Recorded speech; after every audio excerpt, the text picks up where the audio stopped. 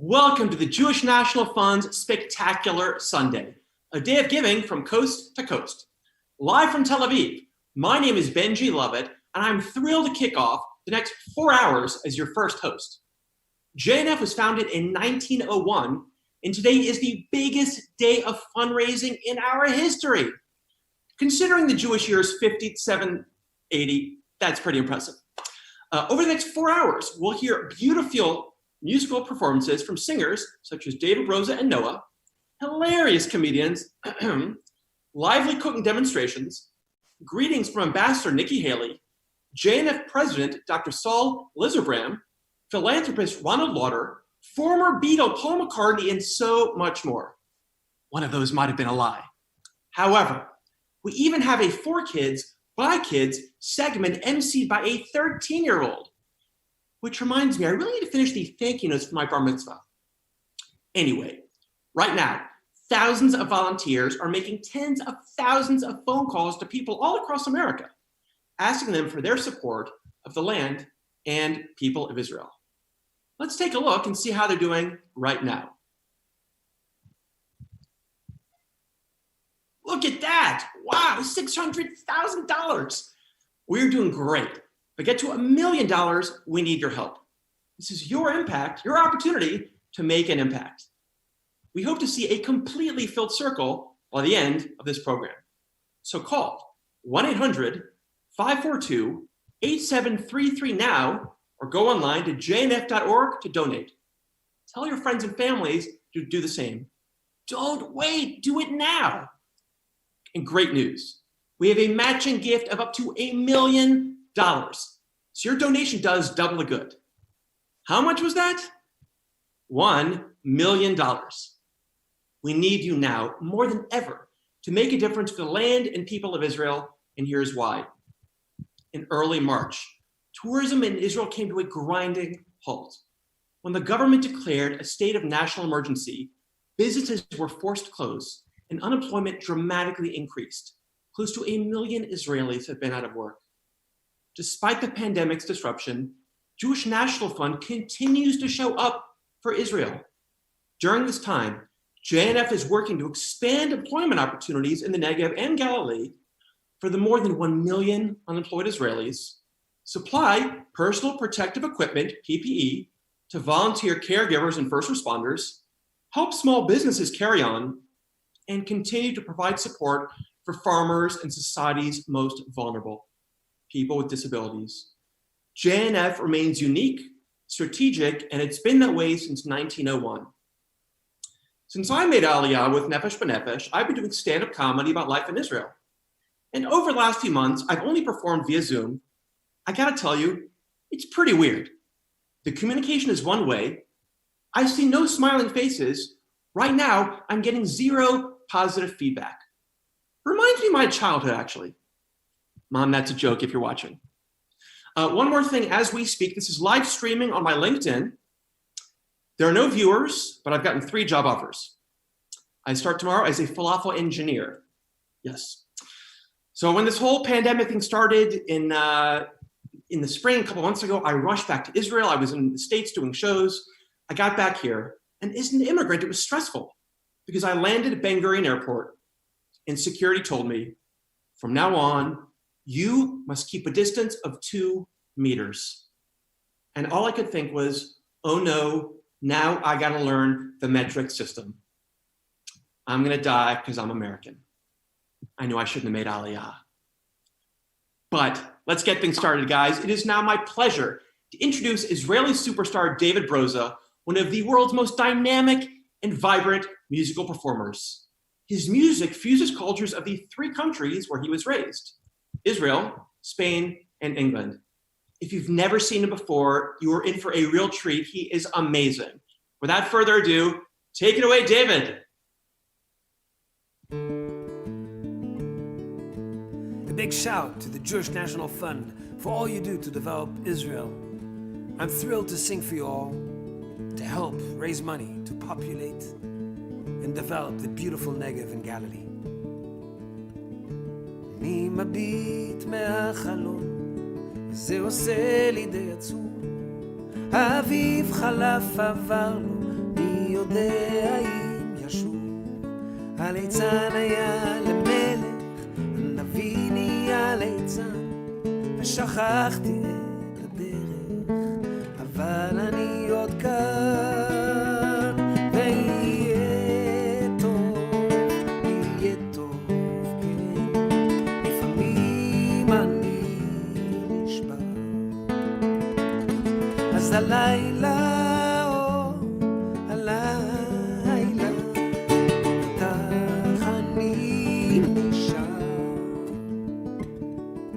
in a special verse that says that we shall learn how to live together under the olive trees, and that children will grow up knowing no more wars, no terror, and no frontiers, and that fresh new grass will grow over the graveyards for love and peace. For after 100 years of war, we haven't and will not lose hope. עוד נלמד לחיות ביחד בין חורשות עצי זיתים. ילדים יחיו בלי פחד, בלי גבולות ובלי מקלטים. על גברים יפרח העשב לשלום ואהבה. 100 שנים של חירות, ועוד לא אבדה התקווה.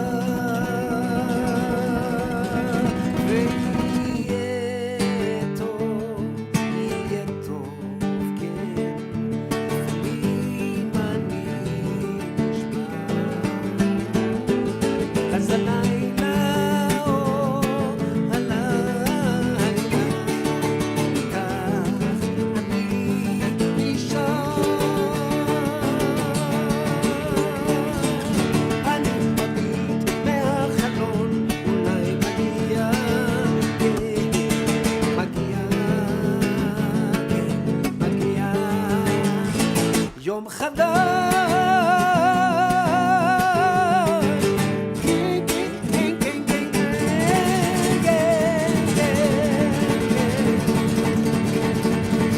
יהיה טוב.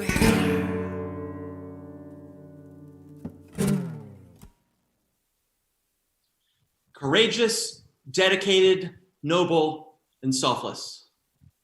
Sorry, I'm just updating my J-Swipe profile. No. Those words describe medical professionals working on the front lines around the clock, risking their lives to save ours. Despite the global upheaval brought upon by COVID-19, these incredible responders have been and always will be our everyday heroes. We reached out to some of our donors who are healthcare professionals and asked them what it's been like to work during the pandemic and how their lives changed. Here is one of their stories.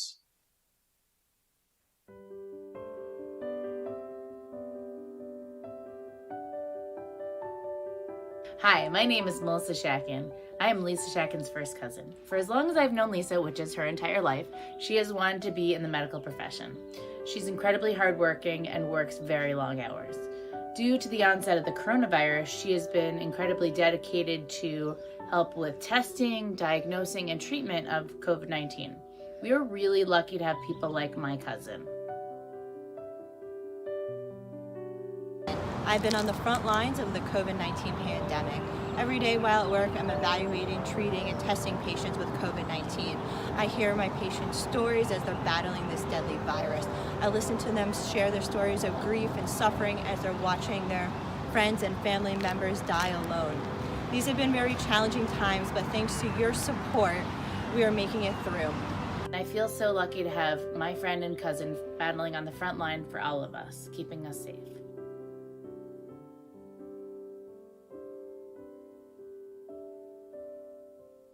Hi, I'm Bernice Friedman, Assistant Vice President, Major Gifts at Jewish National Fund USA. Today isn't just any old Sunday. It's Spectacular Sunday, the biggest fundraising day in the history of Jewish National Fund USA. And we need your help. I need your help. Although the majority of Israeli people live in a thriving metropolis, there are individuals, families, communities that live in the Negev and the Galilee, and they are counting on me. And they're counting on you during this spectacular Sunday. When you support Jewish National Fund USA, you're giving to a cause that directly supports the land and the people of Israel. When you give to Jewish National Fund USA, you're making the desert bloom, you're connecting the next generation with their ancestral homeland, you're supporting people with disabilities, preserving Israel's heritage sites, and so much more. On this spectacular Sunday, when you give to Jewish National Fund USA, you're making a statement and proudly saying, I want to be a partner in one of the greatest miracles in the history of the Jewish people, the reestablishment of the State of Israel. With that in mind, I'm pleased to tell you that thanks to a very generous donor, every dollar you give today will be matched up to $1 million. Around the country, we have professionals and volunteers ready to take your call. To make history today, all you have to do is call at 1-800-542-8733 or donate online at jnf.org/Spectacular Sunday. That was Bernice Friedman, our National Chair of the Spectacular Sunday. Thank you very much, Bernice, for those inspiring words. This just in, I'm hearing something amazing coming out of New Jersey. It's not Bruce. It's not Bon Jovi, it's better. It's a story from Alyssa Russo.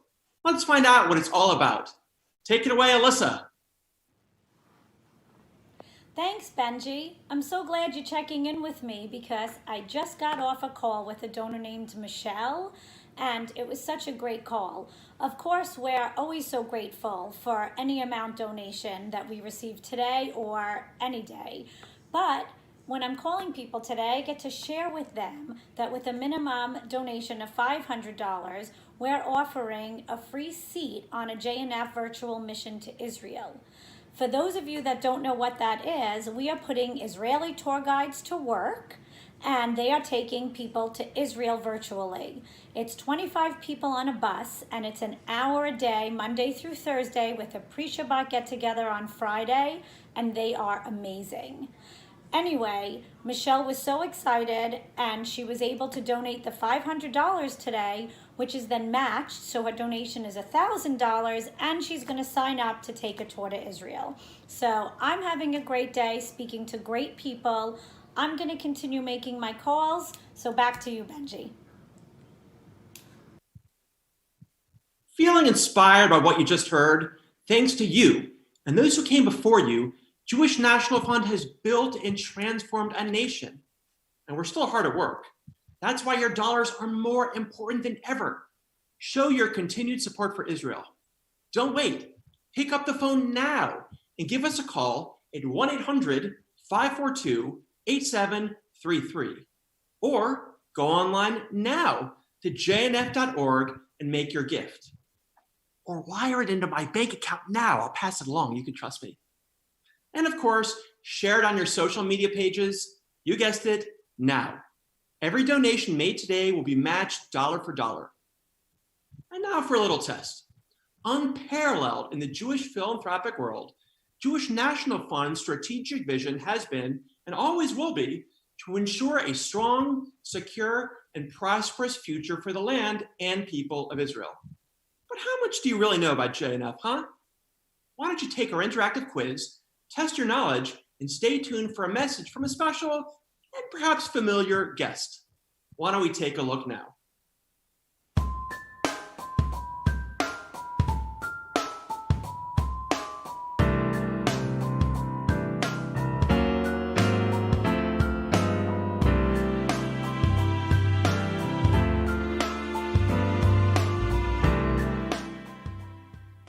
Hey, Larry Thomas here, the Soup Nazi from Seinfeld, with a message for the Jewish National Fund USA from the Soup Nazi. So, I wish you well for your big fundraising spectacular Sunday, June 14th. I hear you raise money for tree planting and other projects in Israel. Well, very good, very good. And for those who don't help and donate, no soup for you.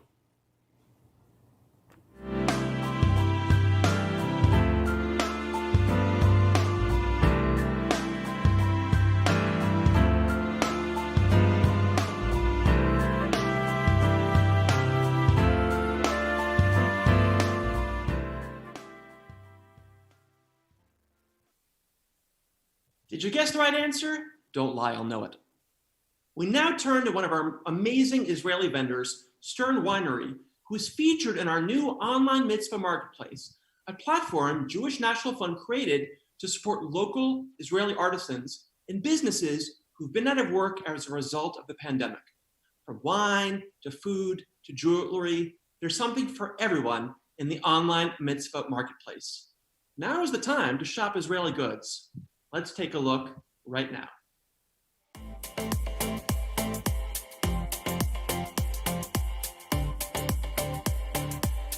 Hi, I'm Marin Robinson, coming to you straight from Northern Israel. We know you can't come to us today, so we're bringing Israel to you. Welcome to our show, Online Mitzvah Marketplace, Shop Israeli Goods. Here we'll be showcasing the interesting and unique Galilean artisans and their products and making them available to you, both online and by phone. Today, we're meeting with Johnny from the Stern Winery. Welcome, Johnny. So tell us a little bit about the Stern Winery and what makes it unique. I established the Stern Winery in 2004 as a little hobby. I started with about 1,200 bottles. Now I'm producing around 30,000. Wow. And from 2016, I'm producing kosher wines. Those are the kosher wines. We had 3 different terroirs, 3 different vineyards in the north of Israel. One was in Tuval, where the winery is located, Terra Rossa soil. Okay. And in the north, near the border with Lebanon, was the second winery where I produce the kosher wines. It's a limestone soil. Okay. And I have also a vineyard in the Golan Heights, that's volcanic soil. This wine is aged 12 months in the, most of it is French oak, a little American oak also, and very good wine. And how much is this one? The Cabernet Sauvignon is $28.50. $28.50 for this special bottle of wine that is a mix of all 3 soils that Johnny offers. It's a beautiful bottle. By the way, this label, it's also connected to JNF because we did, when I started doing kosher wines, I had to change the label. And we did, with the support of JNF, we did a label contest in Facebook and Instagram. And a little lady from US won the competition. Wow. And her name is on the back of the, as I promised her. Every bottle is with her name on the, as a designer of the label. Very special. And, yes. You've got a special connection here to JNF.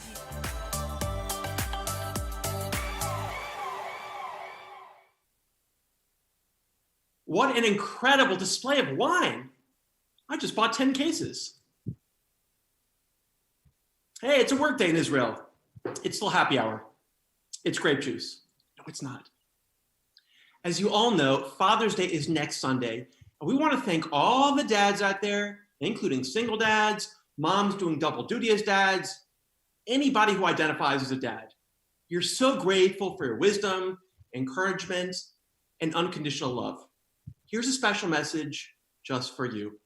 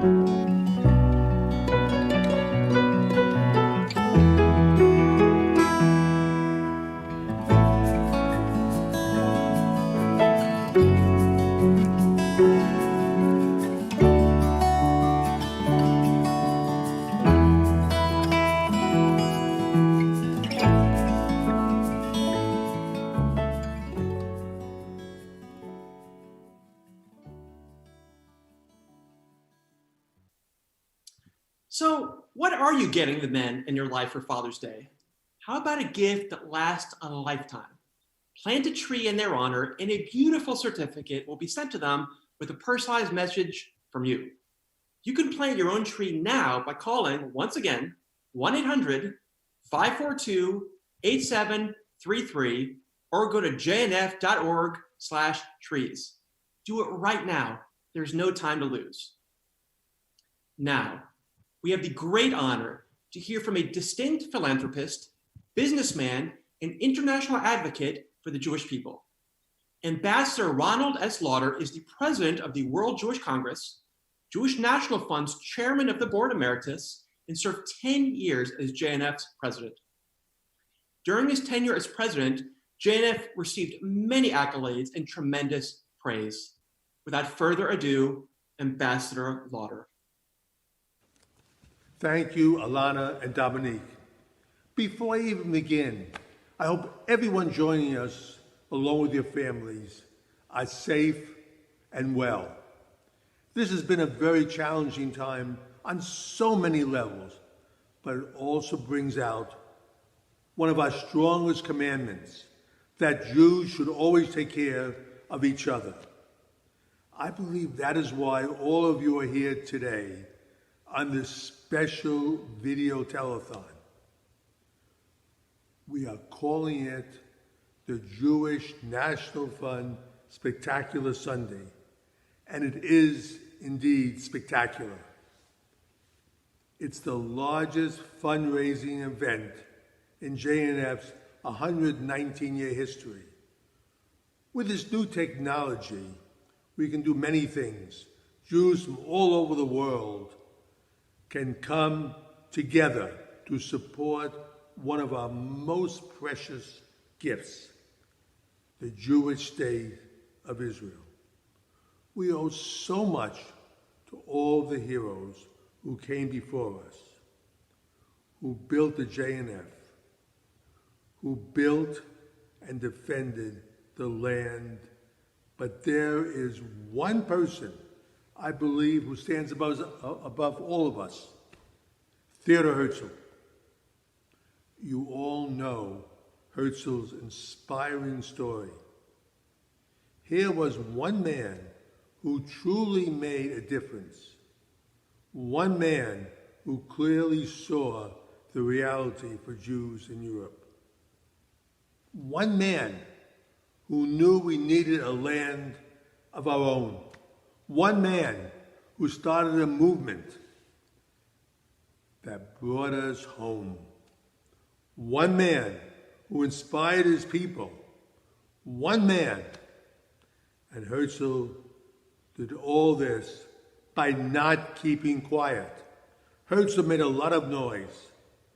He had to make noise, so before people would hear him, Jews and non-Jews alike.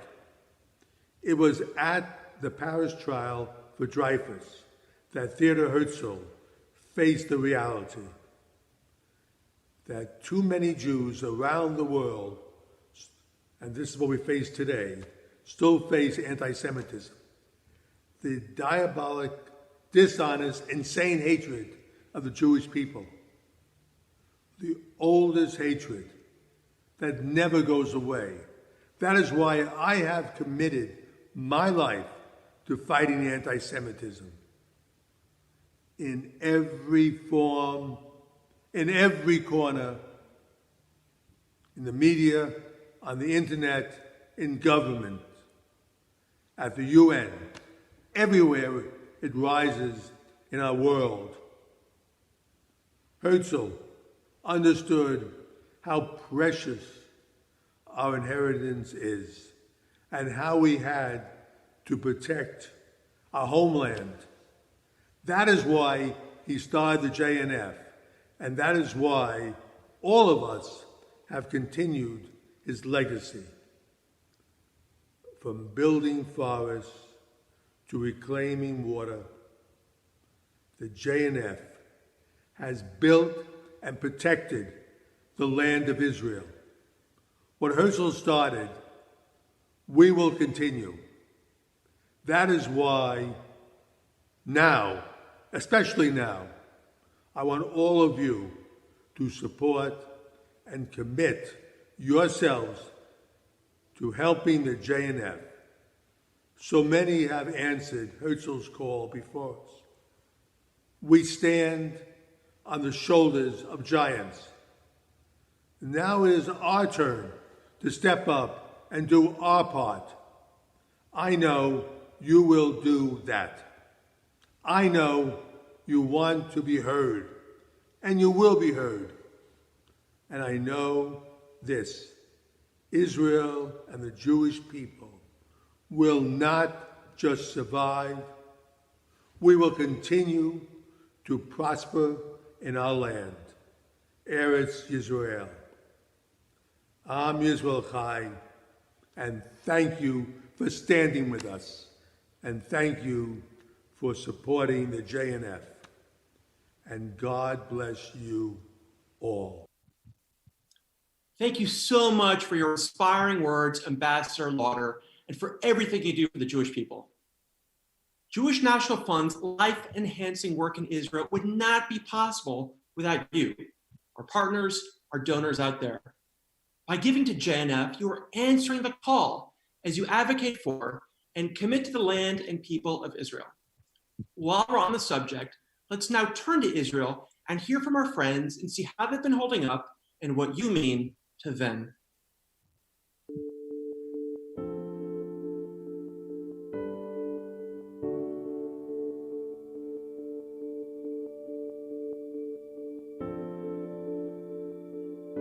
Hi, I'm Liam David. I'm the head of the Business and Innovation Center here in Ramat HaNegev. As the business center, we try to help as many businesses as possible during the COVID-19 crisis.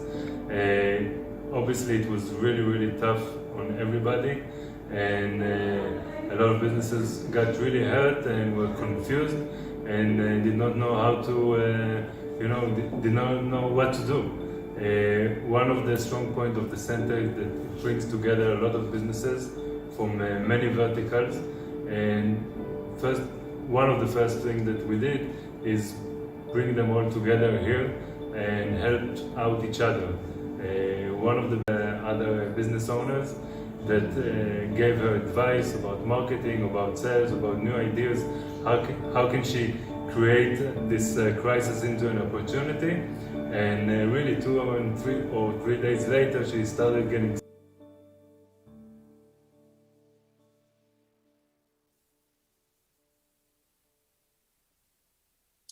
just incredible. We need your continued investment in the land and people of Israel, not more than you are ensuring Israel's future. It has been such a privilege to serve as your spectacular Sunday telethon MC this past half hour. There's so much more in store for you. Stay tuned for music from the Moshel Band, a message from Nikki Haley, distant cousins, and so much more.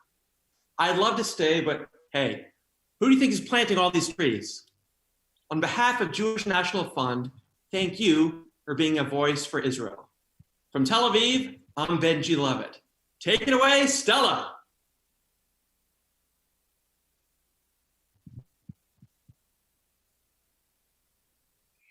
Benji, thank you so much. It was so awesome to see you from Tel Aviv to San Diego, California.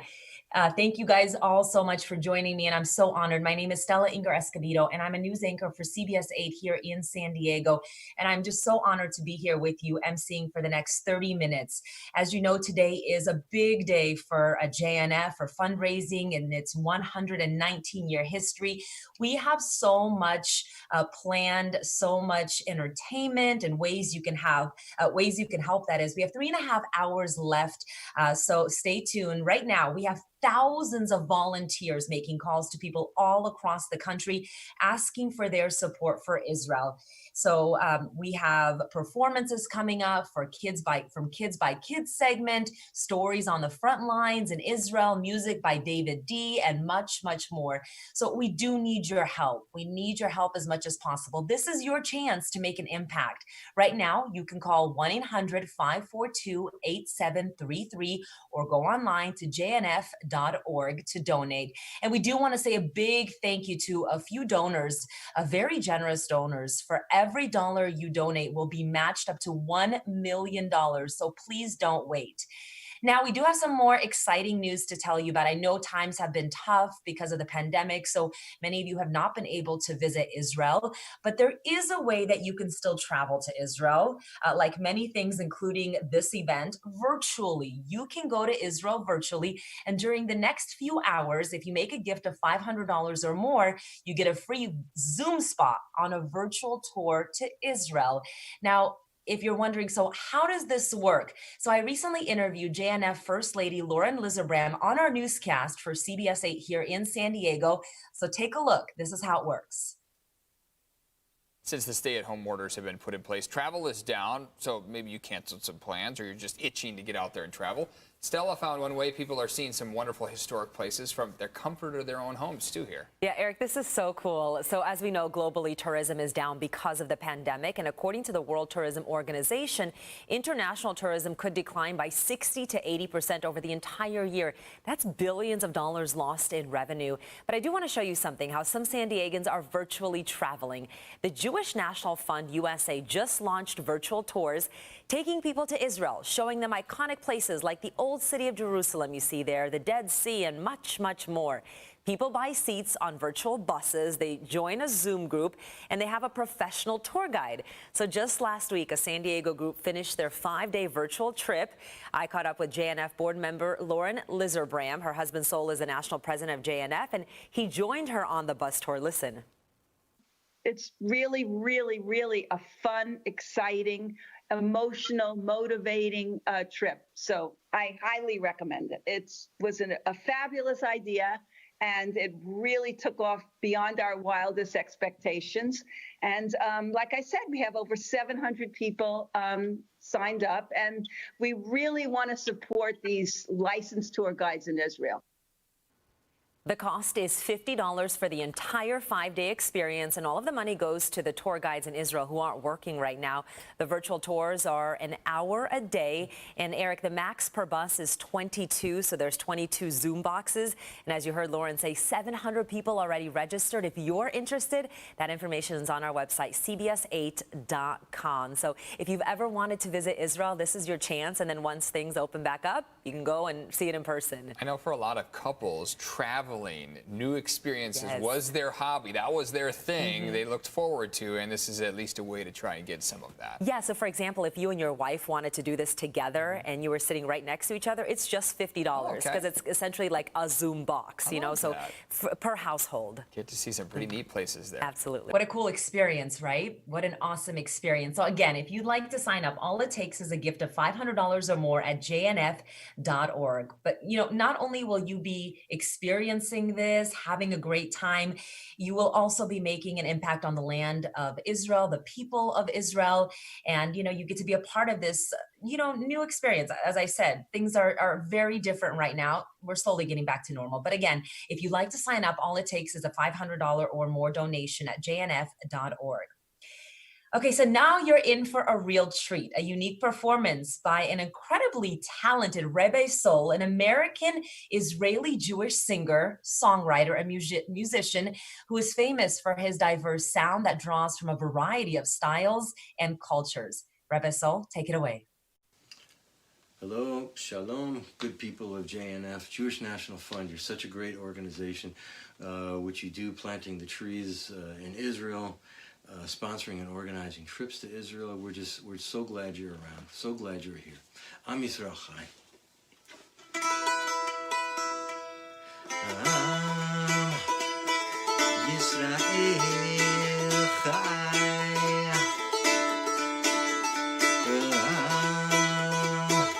Israel Chai. Am Israel, Am Israel, Am Israel Chai. Am Israel, Am Israel, Am Israel Chai. Am Israel, Am Israel, Am Israel Chai. Am Israel, Am Israel, Am Israel Chai. Od Avinu Chai, Od Avinu Chai, Od Avinu, Od Avinu, Od Avinu Chai, Od Avinu Chai, Od Avinu Chai, Od Avinu, Od Avinu, Od Avinu Chai.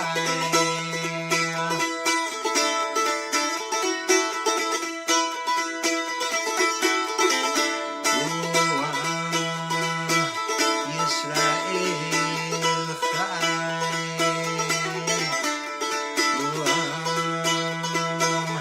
Yisrael Chai. Am Yisrael, Am Yisrael, Am Yisrael Chai. Am Yisrael, Am Yisrael, Am Yisrael Chai. Am Yisrael, Am Yisrael, Am Yisrael Chai. Am Yisrael, Am Yisrael, Am Yisrael Chai.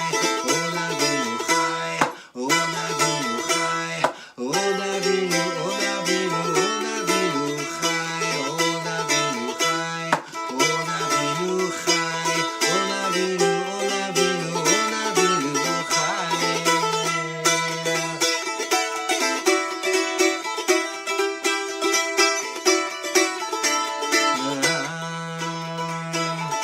Yisrael Chai.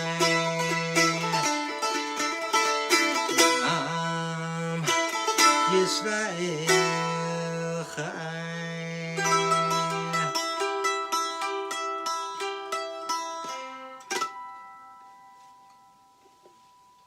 Am Yisrael Chai.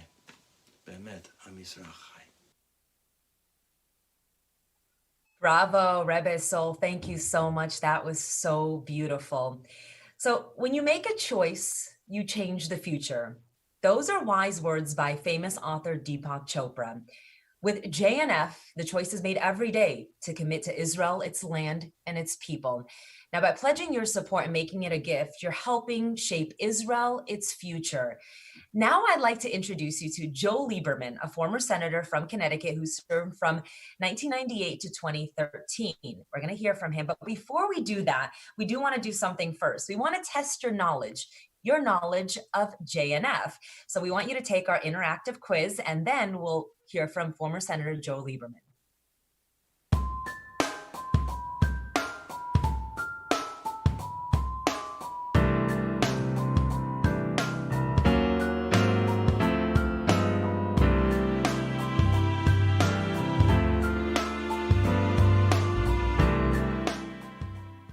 Hi, I'm Joe Lieberman, and I'm delighted to join you today on this spectacular Sunday for the Jewish National Fund, a wonderful organization with an extraordinary past, a really dynamic present, and a very necessary future. JNF was one of the first organizations 119 years ago to take up the cause of Zionism, the dream that Theodor Herzl had, and to accept his dictum that if you will it, it is no dream. In 1948, the dream was realized, and all along the way, JNF has continued to plant seeds, first to make the desert blossom, now to do a host of other things that are so important to the state of Israel, from agricultural research, which not only benefits Israel, but helps Israel benefit so many other needy countries in the world, to the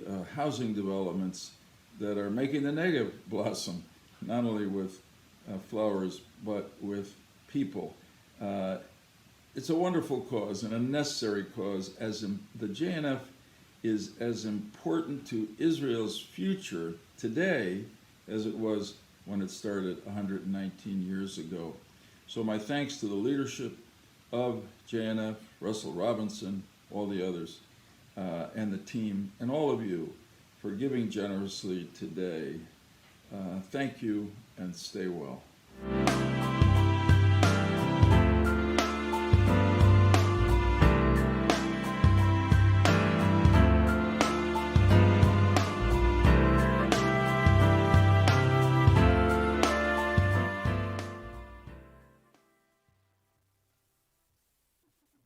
Thank you so much for that, Senator Lieberman. So as we know, the state of the world has drastically changed because of the pandemic. But of course, JNF's unwavering dedication to Israel has not at all. So we want to check in with our friends in Israel to see how they've been holding up. Let's go ahead and check in with them.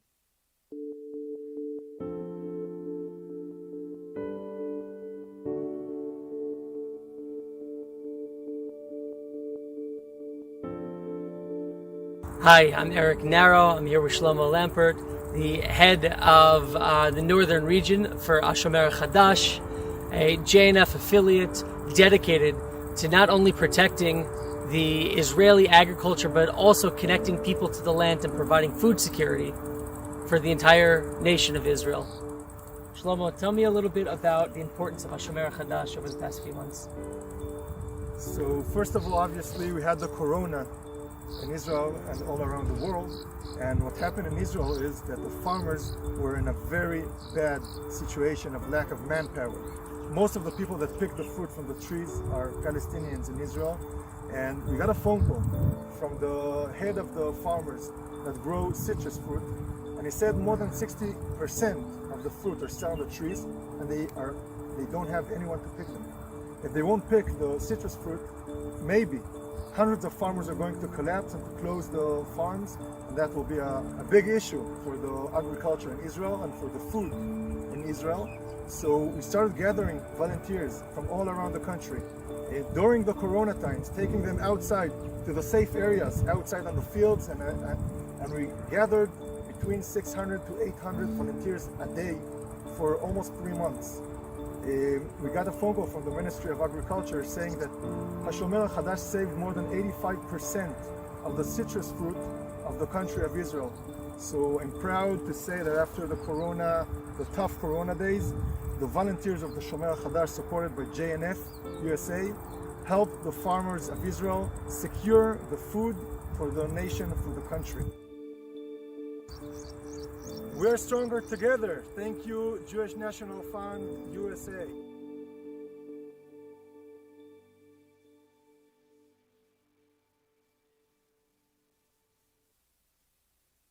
That couldn't be more true today, right? We are stronger together. So thank you to everyone who continues to donate. Thank you to JNF. So our next story is really fascinating. Did you know that in the 1940s, during the British Mandate, a group of Jewish people under the leadership of the Haganah built an ammunition factory beneath a kibbutz? So where they manufactured millions of bullets. Did you know this story? There's a documentary about it called The Ayalon. I caught up with the filmmaker. Her name is Laurel Faresworth, and she shares this incredible story as she interviews some of the brave men and women who took part in this effort. Take a look.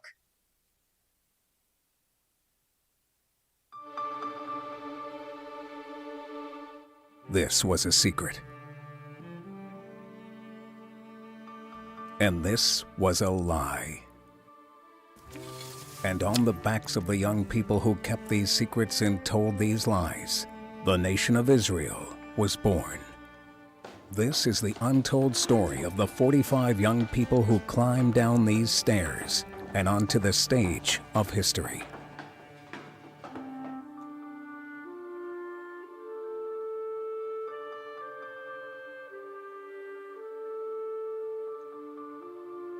War was in the air, and everyone knew it. The conflict between Arab and Jew was about to heat up. The rules of the game are going to change entirely. It's not anymore that we are going to fight some Arab terrorists here and there, but we are going to fight the armies of the Arab states that are existing with their tanks, with their airplanes, and with their full armies. The Haganah, the Jewish underground military organization, had been planning this for years. David must be ready to take on Goliath. Central to the plan, create a secret bullet factory and enlist a group of youngsters to build it, operate it, and to keep it the biggest secret of their lives. Work in the factory placed them 8 meters underground, day in and day out, facing a chance of being blown apart by gunpowder and at the risk of discovery by the British. For everything else, you would have gone to jail. I mean, even for terrorist activity or whatever.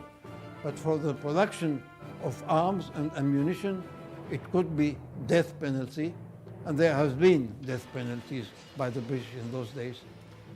The danger was to all of us, not only those who worked there, even who worked in the kitchen. So if the British came and found us, they would be executed exactly like those who worked there. Undaunted in the face of danger, they made the bullets. 2.25 million bullets over the course of 2 years that were credited by Ben-Gurion himself with helping to win the war. Each night, they would load the 9mm bullets into hidden compartments in the Dwarf, a large mobile fuel tanker, to smuggle them to soldiers on the front lines. Each day, they did what it took to avoid detection.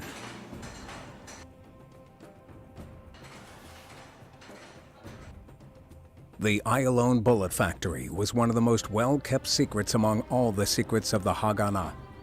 It was maintained so well, in fact, that it wasn't until someone accidentally moved this washing machine 30 years later that what lay below, what went on below, was revealed. I think we were too stupid to know how dangerous it was, and too enthusiastic. It was an honor to be called to do something special. They're just ordinary people doing whatever they needed to do back then. And even nowadays, when they tell the story, they know it's important, but they don't consider themselves to be heroes or anything like that. They did what had to be done. This, in their own words, is the story of that time and that place, and of valor, sacrifice, and ultimate victory.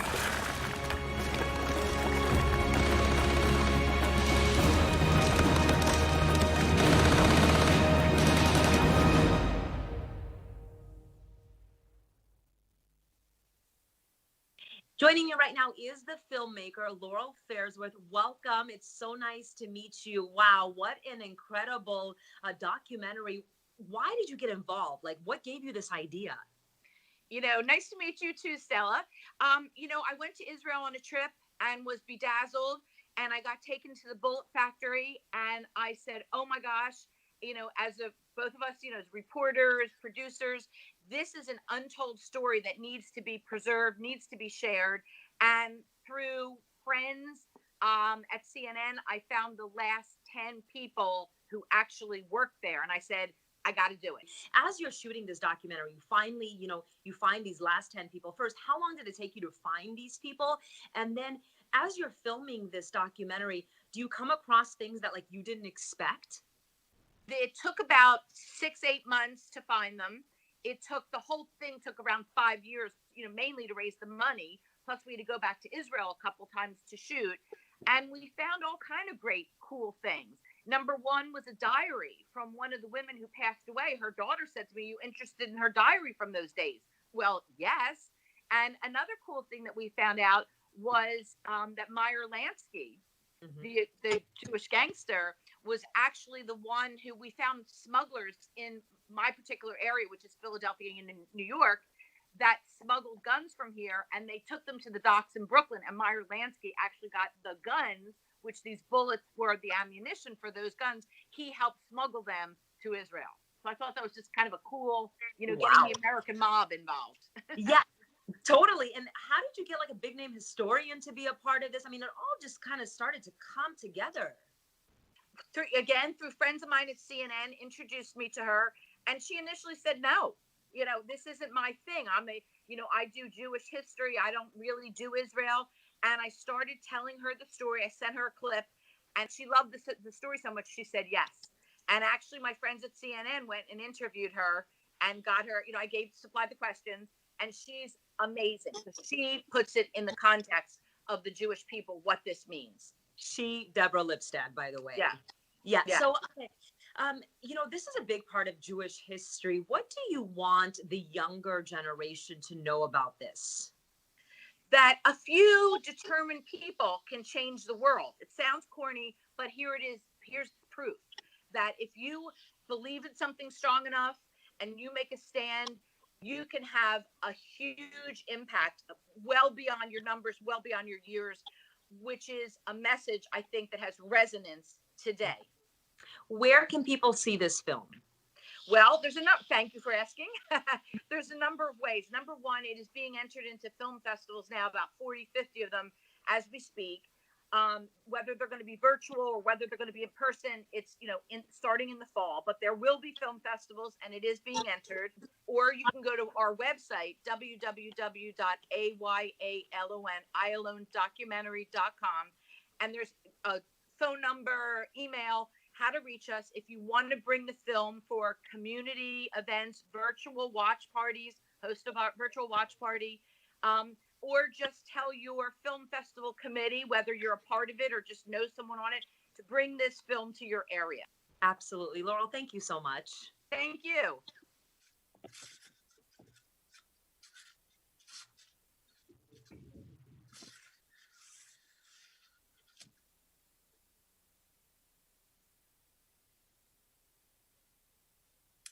Laurel, thank you for that. Let's go ahead and take a look at the donations. It looks like $645,000, more than that, has now been donated with 1,834 donations so far. So thank you for all that you are doing right now.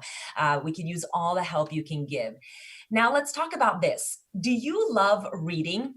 Have you been looking for an interactive way to spend your time?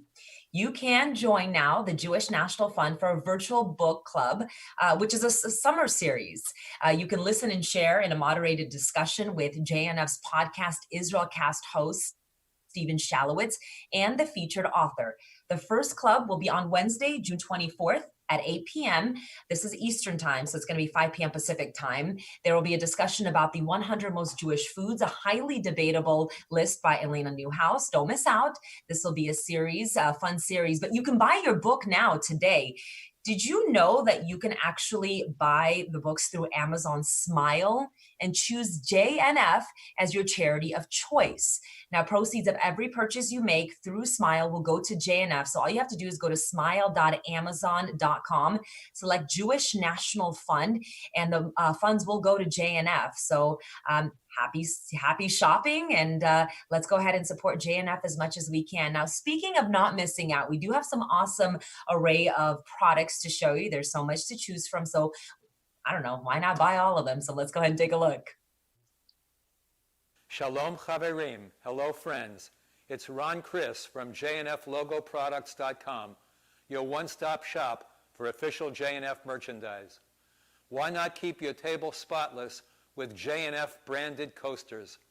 Share your love of Israel today at JNFLogoProducts.com. Yeah, so there's an awesome array of swag that you can get. You can order yours today and continue to show your support for the land and the people of Israel. We're going to now hear from JNF Ohio Valley Campaign Executive Nina Furlov on the flute. So let's go ahead and send it over to you, Nina. I would like to share with you now a musical version of the Misha Berach prayer in a setting composed by Debbie Friedman, here arranged by myself for 2 flutes.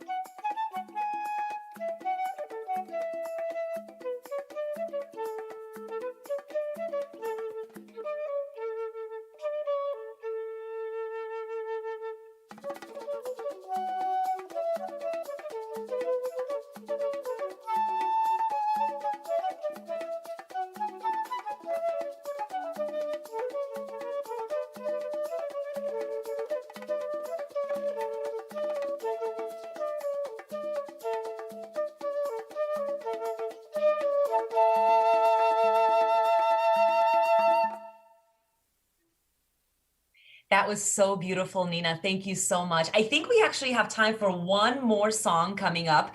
I want to introduce you to John Paul Puno, a very talented donor out of Los Angeles. So let's go ahead and hear from John Paul. Hi, this is John Paul Puno. Thank you for your support of Jewish National Fund. I'd like to sing a psalm that's especially appropriate for these times. Shir LaMa'alot.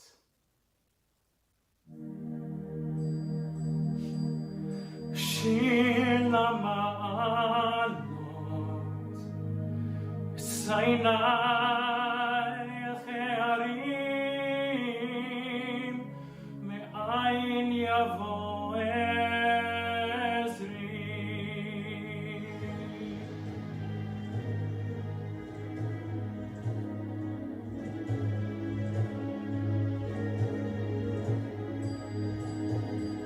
Ezri Me'im Hashem Oseh Shamayim Va'aretz Hayiten Lamot Raglecha Al Yanum Shomrecha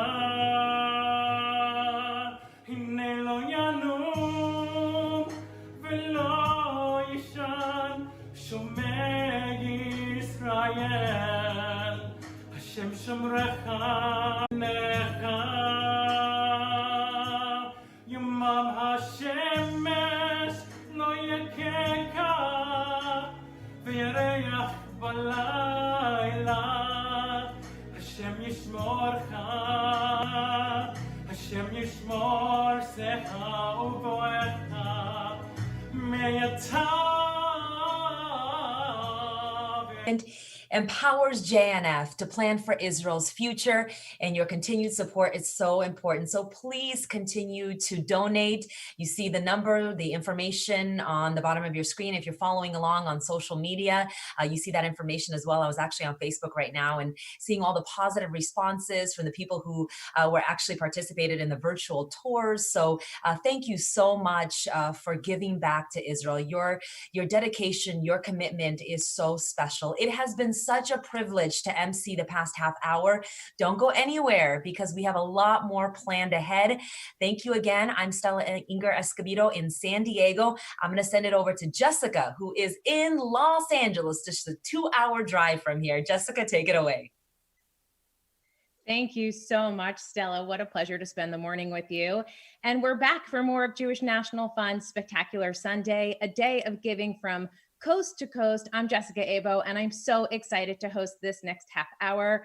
We have great content in store for you, so don't go anywhere. You've heard it before, but I'll say it again. Today is the biggest day of fundraising in JNF's 119-year history, and our thousands of volunteers are making tens of thousands of calls to people all across the country, asking them for their support of the land of Israel and the people of Israel. Let's take a look and see how we're doing. Wow, it looks like we are doing great, but we can do better. Let's make an impact. Your opportunity is now. Don't wait, call 800-542-8733 now, or go online to jnf.org to donate. We need you to tell your friends and families to do the same today. Do it now because we urgently need you. Thanks to a few generous donors, every dollar will be matched up to $1 million. Now, as many of you know, I travel around the country speaking on behalf of JNF and served as JNF's first national spokesperson for professional women under 40. I had the pleasure of meeting hundreds of you in Baltimore, Denver, San Diego, Phoenix, and you might remember that I shared that my book and my daughter were due the same day. If you were in San Diego, you know that JNF's president even offered to deliver our daughter because I was 39 weeks pregnant when I gave that speech, and if that's not a true friend, I don't know what is. But it's hard to believe Alexa is 2. You can see her artwork all around me. And so is Unfiltered, How to Be as Happy as You Look on Social Media. Throughout my half hour with you today, I'll be sharing some social media tips to keep your mental health intact. So psychologists recommend that if you find yourself scrolling on your feed and every time you log onto your phone, alerts go off and distract you and then send you down the rabbit hole of social media. What they say to do is take your apps, move them away from your home screen so they're not so readily available every time you pick up your phone, and think about turning off some of your alerts. This way, half of the time when you're responding to your phone, it might be because there's a text, there's a phone call, or some sort of notification for you, but then you won't fall into the other bucket of people who reply to a phantom buzz, something that's not even happening on their phone, but they're so used to their phone buzzing and dinging and ringing that they can't help but pick up their phone every 2 minutes. So if you want to save some time in your day, maybe give that time back to causes that are meaningful to you or spend with family and friends, head up, phone down. So now I'm going to turn our attention to a performance by Distant Cousins, a Jewish indie pop band from Alabama. I love this group. You may even recognize their sound as their music has been featured on TV and in films. Take it away, guys.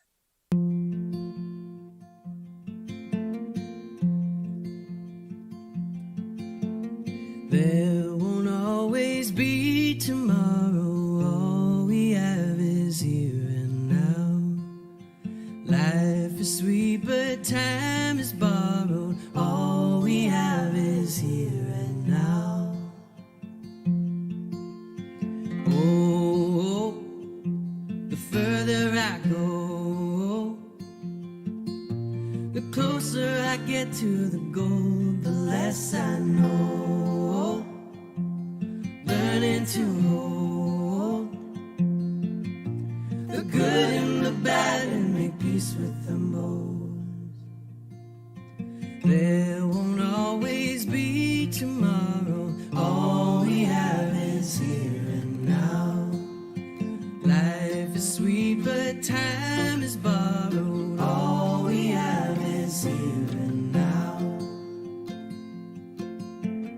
Oh, nothing is old. Don't waste a second on all that you cannot control. You got to let go. Sometimes you can't tell the dark from the light when you're standing so close. There won't always be tomorrow. All we have is here and now. Life is sweet, but time is borrowed. All we have is here and now. I read your letters and I crumble like the pages. So much I never got to say.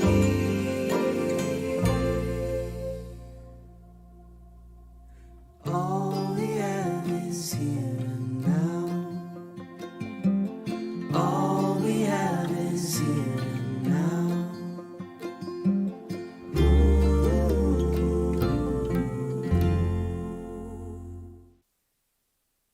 Wow, that was amazing.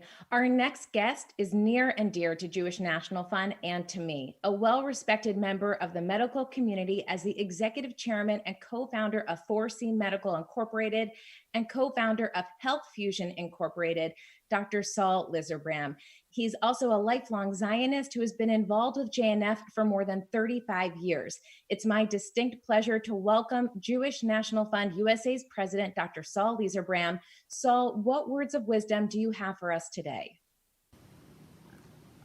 Hi, this is Saul Lizarbram, president of Jewish National Fund USA. Wow, today is Spectacular Sunday, the largest fundraising event in Jewish National Fund's 119-year history.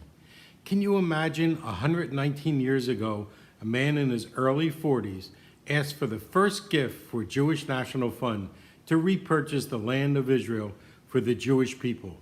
Surely he never could have dreamed that in the year 2020, from here in San Diego to New York and Tel Aviv, thousands of people would be standing up and saying, "Count on me." That young man was Theodore Herzl. And when he made his appeal, he didn't have the opportunity to go on live with YouTube, Facebook, or Instagram. And even though he had great vision, I don't think he could have imagined in his wildest dreams the reality of what you have accomplished in the land of Israel for the people of Israel. A yearning to return to our homeland has created a movement called Jewish National Fund USA that does more in Zionist education than any other organization in the United States. Today, we connect the next generation from kindergarten to high school to college and beyond through our platform that we call From Birth to the Boardroom. When you give to Jewish National Fund USA, you are giving to an organization that is strategic, thoughtful, and has a clearly defined mission to always be there for Israel. 119 years ago, our founder, Theodor Herzl, relied on those around him to answer the call. And 119 years later, I'm asking you to answer the call again.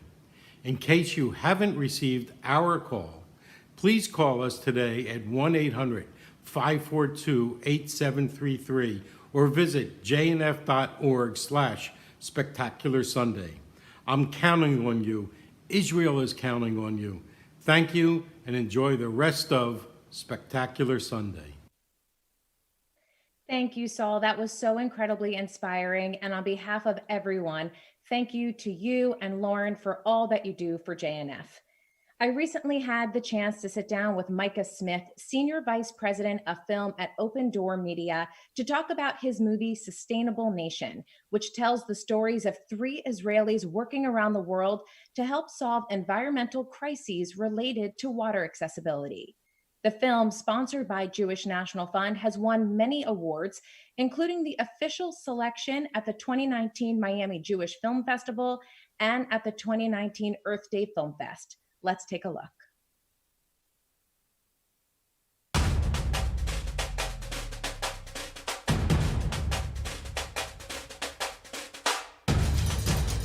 A woman has to walk around 8 kilometers to look for water here. And she's carrying a baby on her back, a 20-liter jerrycan. And she doesn't even need only 1 jerrycan. She needs at least 4 jerrycans a day. India is facing severe water problems. There is no quality water available. All year round, you see here mainly running sewage. Along this drain, there are 6 to 8 million people living in this area. Pouring the sewage into this drain, drinking from the water that's being affected by this drain. California's in the middle of a drought. This is one of the longest ones we've been in, and it's been one of the most severe. I'm 3rd generation of the whole farming family with the way the drought's going. There may not be a farm for my son, in 20 years, we don't know.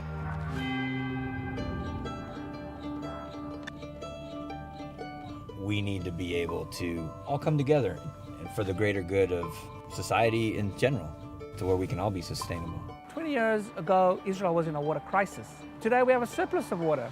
יש לנו את האמצעים, יש לנו את האנשים, ויש לנו את הרצון הטוב לפתור בעיות כמו התחממות עולמית, כמו התייבשות. זה באמת בידיים שלנו, והטכנולוגיה מאפשרת את זה. I feel like our modest contribution is taking the innovations and being able to share it and help people. אנחנו לוקחים את הפולס של העץ, ובאמצעות מכשור טכנולוגי, לתרגם אותה לנו. Imagine that you stand on the road over there and see over here beautiful park. People can come here and sit inside the park that actually clean your water in the same time. 9,000 people are going to have clean water all year, all the time. They will not be searching for water anymore. It's the beginning of a new generation.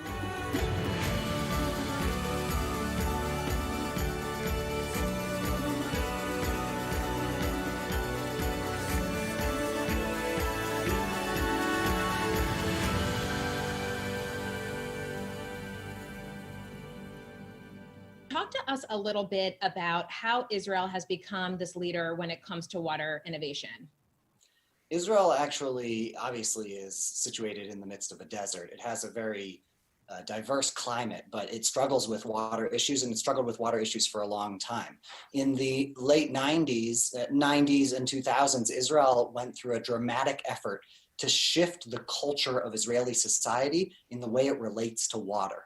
And as a result, you see today Israel being a leader in water innovation in many respects, and it's sought after around the world for its expertise in water management and water innovation. And what made you want to make this film? I'd been making films about human rights issues, and I wanted to shift my focus now to another issue which was close to my heart, which was the environment.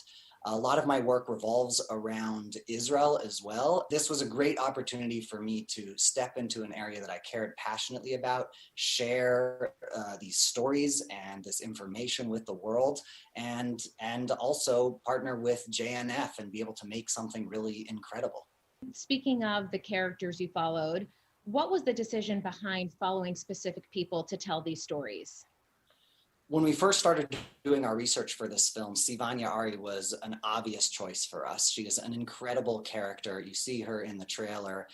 She is a real powerhouse and absolutely changing people's lives.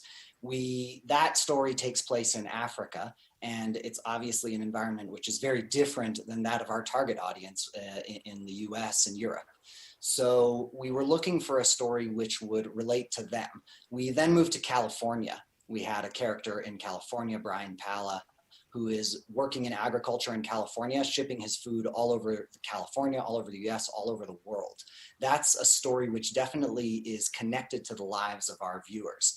At the same time, we still wanted a story which told the urban story. So many of our audience live in urban settings, and we wanted to be able to explore what water scarcity looks like in an urban environment. And that's ultimately what took us to India, where in these urban environments across India, they are dealing with severe water shortages.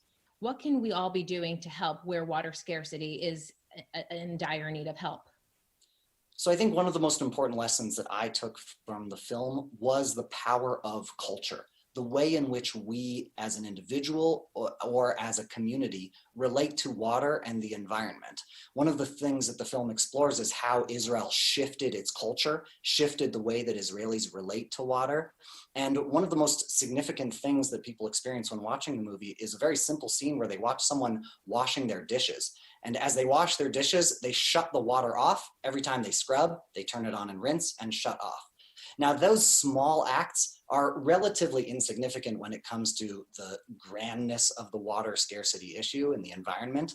But what they represent are an individual's everyday moments, everyday opportunities to save a little bit of water, and more importantly, remind themselves of this critical issue. Tell me, you're doing something really special for JNF this week so that we all can be supporting your film and your efforts and also learn how we can take part in this issue. Where can we go to watch the whole film?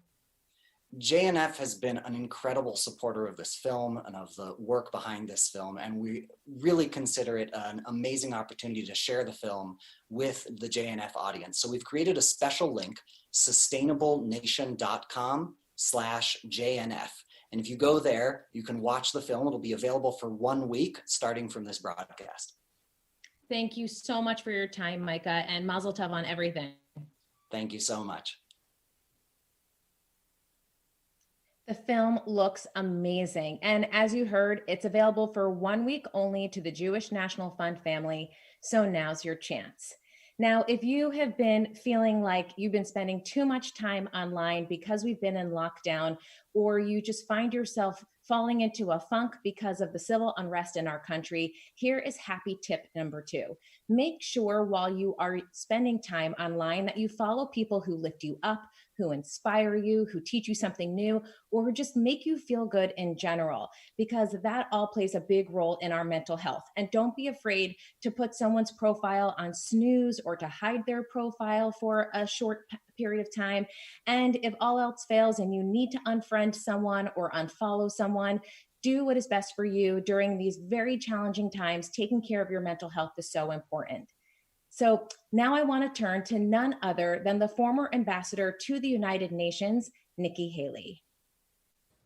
Hello to all of my friends at the Jewish National Fund. I hope this message finds you and your loved ones safe and in good health.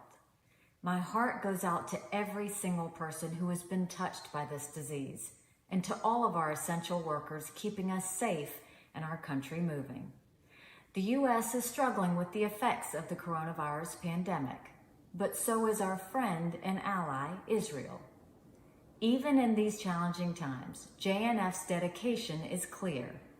Although you can't be physically together, it's an inspiration to see you finding creative ways to come together and support each other. Any money you help raise today during Spectacular Sunday will go toward critical work on the ground in Israel, from opening up their economy to helping those who have been hit hardest by the pandemic. We're in unprecedented times, and the road ahead will not be easy. But if there's one lesson we can all learn from both America and Israel, it's that resilience is our greatest asset. We'll get through this together, and we will come out of it stronger and even better on the other side. Stay safe, stay healthy, stay strong. We'll be together again soon. May God bless you. Thank you so much. While everyone's sad the Olympics are postponed this year, we're incredibly lucky to count Olympic swimming gold medalist Mark Spitz as a JNF supporter. He's a 9-time Olympic champion who won 7 gold medals at the 1972 Munich Olympics. Over his career, Spitz has won a total of 11 Olympic medals, 9 gold, 1 silver, and 1 bronze. He was named the World Swimmer of the Year in 1969, 1971, and 1972. Impressive, right? Well, before we get to Mark, we have a plot twist. It's time to test your JNF knowledge. Take our interactive quiz, test your knowledge, and stay tuned.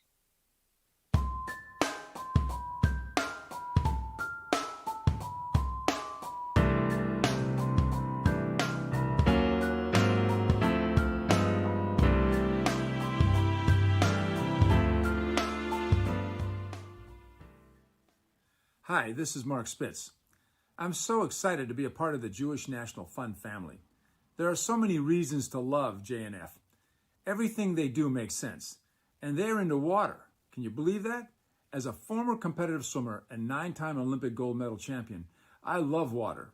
JNF is at the forefront of water management and conservation in Israel. That is very cool. So please support Jewish National Fund and help keep Israel a world leader. Thank you very much.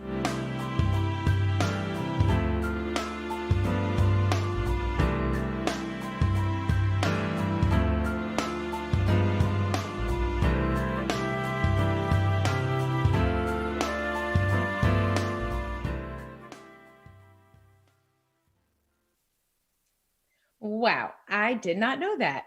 We have another treat for you at home today. 10-year-old pianist Ariel Waldman from Arad, a community in the Negev Desert where JNF is doing tremendous work, including funding a music conservatory helping bring life to the desert through amazing kids like Ariel. Let's have a listen.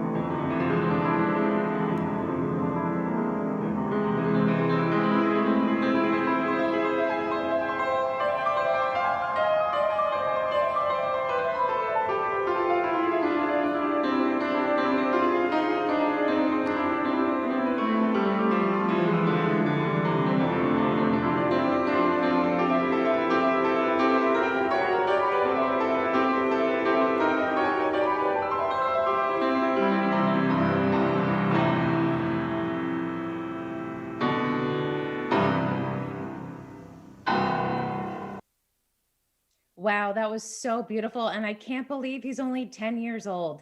Let's take a minute to see how we are doing with our fundraising efforts today. It is incredible that we have reached more than $700,000. This is the time to give. Don't wait. You can call 1-800-542-8733 now or go online to jnf.org to donate. There's a lot of activity going on across the country, and now we are going to hear from Michael Kessler on Long Island, who has a great story to share. Yeah. Thank you, Jessica. I just got off the phone with a donor in Western Nassau County, which is on Long Island, which is part of the tri-state. We got to talking about Jewish National Fund and Israel. I asked her, when's the last time you were in Israel? She said, 3 years ago. I go, what was your favorite thing you saw in Israel? She said she went with her children to some secret underground bullet factory. I said, oh, it's in Rehovot. I go, did you know that that is a JNF project? And she said, no. I said, well, let me tell you, it's your lucky day, because that is not only a JNF project, but it's my pet project. We talked about what JNF does. We talked about what JNF does for heritage sites. We talked about not only are we educating Americans about Israel's heritage, but Israelis themselves about their own heritage. And before I got off the phone, she gave me a donation of $360. I was thrilled. I told her if she wanted to know more, to please contact me. And before she goes to Israel the next time, if she'd like to see any of our heritage sites, I said, please reach out to me. I'll arrange a tour, and you'll really learn a lot. And you'll not only learn about Israel, but about what Jewish National Fund does for the land and people of Israel each and every day. Back to you, Jessica. What a story. Jewish National Fund's unwavering dedication to Israel has not changed, even though the state of the world has. Join me and thousands of Israel supporters throughout the country. Pick up your phone and call the number flashing on your screen. Your meaningful gift will enable Jewish National Fund to fulfill its mission of building and connecting to our land. And if you are just joining us, welcome. I'm Jessica Abo. I am your MC this half hour. I travel the country speaking on behalf of JNF and also share some tips from my book, Unfiltered: How to Be as Happy as You Look on Social Media. And that brings us to tip number 3. When you are online, or when your children are online, or your grandchildren are online, and you find that you just feel a little bit down, or they feel a little bit down, pay attention to the posts that are putting you down that rabbit hole. If it's someone is getting engaged, someone had a baby, someone bought a house, or someone got promoted, you want to pay attention to what is at the root of your rut. There is always a message in the mess, and we can always find how to get to where we want to go by taking a self-audit on where we are right now. So now let's turn to Israel, where we'll hear once again from friends on the ground. We'll hear how they've been holding up and what you mean to them.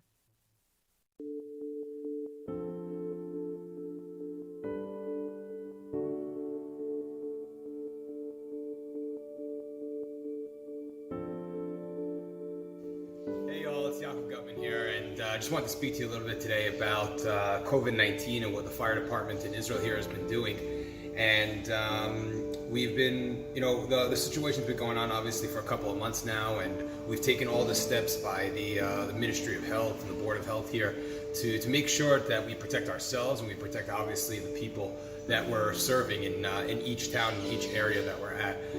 What's really big and been going on here is that we've been sending out units with our smaller trucks to go actually do disinfectant to all the major areas that really are troublesome or that would be really effective to, let's say, the elderly or the people who are more possible to get affected by COVID-19. So we've been sending out units to go disinfect.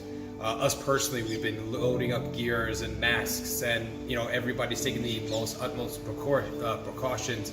I actually can show you here the masks that we've all been given. Everyone's been giving usually their mask to their area of what they have. Mine says Mahoz Dan on it. That's the area that I'm in, and really that's about it. I wish everybody good health and good luck, and hopefully we'll speak to you soon. Bye.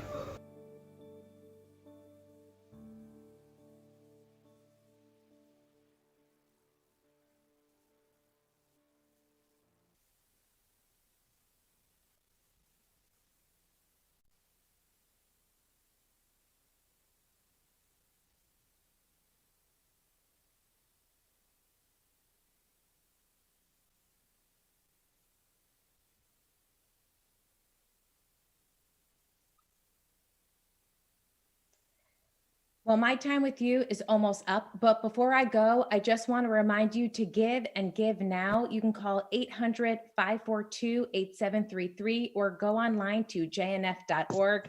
And my last happy tip is to use social media as a place to be an advocate and build community. Studies show that helping others is good for our health. So what better way to get a virtual immune boost than by donating to support a cause close to your heart? And like you, that place for me today is JNF. It's been an honor to serve as your spectacular Sunday telethon MC this past half hour. Don't go anywhere. We have for being a voice for Israel. I'm Jessica Abo. Over to you, Lior. Hello and welcome back to Jewish National Fund's Spectacular Sunday, a day of giving from coast to coast. I'm Rabbi Lior Sinai, co-CEO of the Alexander Muss High School in Israel, AMHSI, or Muss for short, maybe even some Fauda sightings, so stay seated. I can't emphasize enough how important this telethon is, making tens of thousands of phone calls to people all across the country, asking them for their help for the land and for the people of Israel. We need you to reaffirm your commitment to Israel. You must act now. Don't wait. Call 800-542-87733 now, or go online to jnf.org to donate. Tell your friends and families to do the same. Every bit of participation counts. Do it now because we need you urgently. Thanks to a few generous donors, every dollar will be matched up to $1 million. So let's take a look and see how we are doing. Wow. No? Everybody else out there, what are you waiting for? We need you to get us to $1 million. Sign up right now and support our efforts.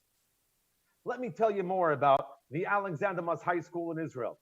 There's no better place to help students stand out from the crowd on their college applications, earn college credit, build lifelong friendships, develop independence and experience, and get to love Israel than one of our incredible study abroad programs. They don't just learn history, our students live history. Israel becomes the classroom with adventure as their guide. Did I pique your interest? Are you on your computer filling out that application either for yourself, your child, or your grandchild? Go for it. Start the process now, and someone will be in touch with you within 24 hours. And if you still need help deciding, I have two very special people who can help. Muss alumna Sam Finkelstein and his mom, Jennifer. Take it away, guys.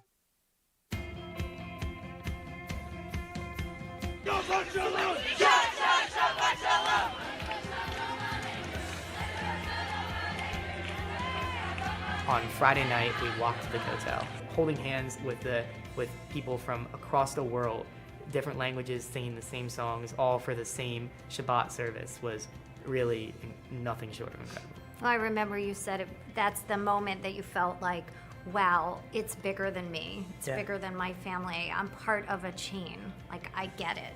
In fact, you even said to me, now I really will marry a Jewish girl. So I was like, yay! And I really wanted to experience Israel in a different lens.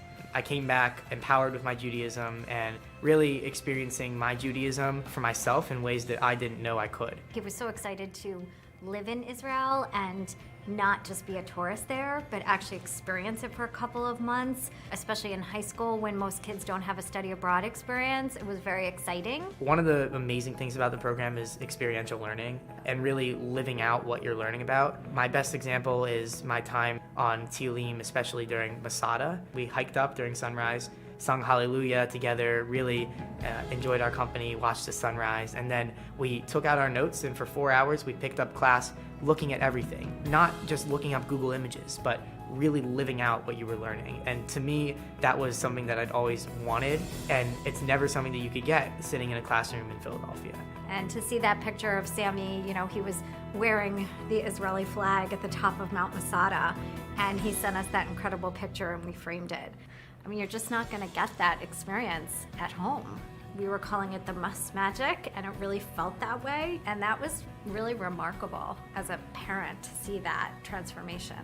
The moment you step off of campus, you're not stepping outside of a hotel and you feel like you're foreign, but Hoda Sharon, it felt like my town. And I felt like I was where I belonged, and it made me feel like I was really a part of the Israeli culture. Campus, to me, it was home. It was where I studied, learned, slept, ate. I did everything there, and seriously, some of my fondest memories are from there, so. Sort of like camp in that way, you know, the sort of campy fun spirit of living together. Everything's in place for the kids to be successful. The madrahim, the teachers, your core teacher who becomes like your counselor, your advisor, your everything, the nurse, the doctor. I mean, it's structured well and the communication is excellent. You're really managing your own time. And your madrahim, who we ended up calling ours Abba and Ima at the time, it was just, they became honestly more of our friends. I always felt like I had access to the madrahim. Talk about Mordechai's daily. Oh yeah, as a parent, you receive this beautiful email on a regular basis from the head of school. It is these beautiful, detailed emails. It was like a storybook. Keeps you in the loop. And we would cry. It's a really big, exciting adventure for your whole family. My brother had as well an amazing experience, yeah. Luke knew he was going, you know, with his grade. It was part of his curriculum, so that makes it a little bit different. But at the same time, a lot of their trips were, you know, were the same, and you guys could share them, and Sam could say to Luke, you know, there's a really good one coming up. And that was one of the hardest really things, exciting. really. The day that he left, I was so upset because Yeah. I knew that he had this amazing experience and he didn't even know what was coming at him. It was really special to be able to share it with him. It was really cute when we picked Luke up from the bus ride back from JFK after 3 months he was away. And my husband and I, we can't wait to just surround Luke with love and have him all to ourselves. And we got home and the two of them were like, yeah, we need to debrief it together. You guys won't quite understand. And off you guys went. Mm-hmm. And it's a really cool bonding experience. I brought home some Shabbat candles for our family and I was putting them out and I remember my brother saying, like, I can't believe you're doing this. Like, you're so Jewish now. And I was like thinking to myself, I was like, oh, just wait. And the night that he comes back, he walks in with all this artwork from Safat and he's like trying to find places to hang it up in our house. And I'm like, I told you so. Every single person that I can possibly tell, I say, last year I went to Israel, I studied for 2 months. You want to hear more about it? And how much time do you have? Yeah, really. I mean, it's something that you never want to stop talking about. It's something that everybody needs to experience and should experience. Every single day was a new adventure. I'm only 17 and most people haven't had such an eye-opening experience in their life and something that really changed the course of their life. And to me, Must did that.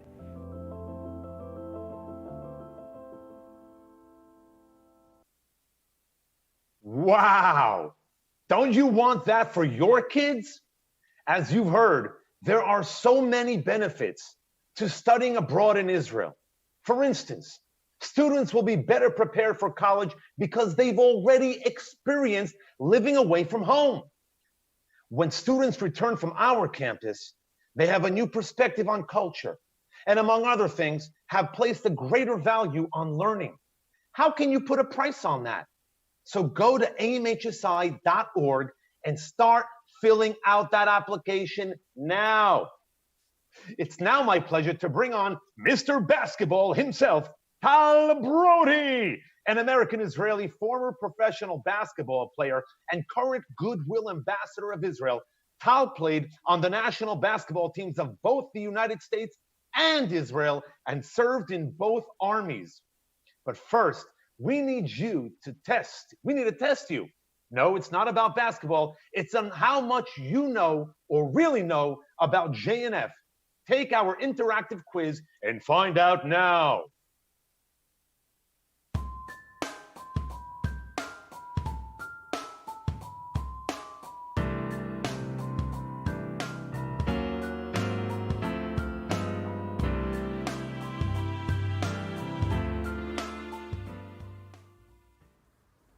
Hi, I'm Tal Brody. I have met many of you during your JNF trips to Israel and also many of you during the speaking tours in the States.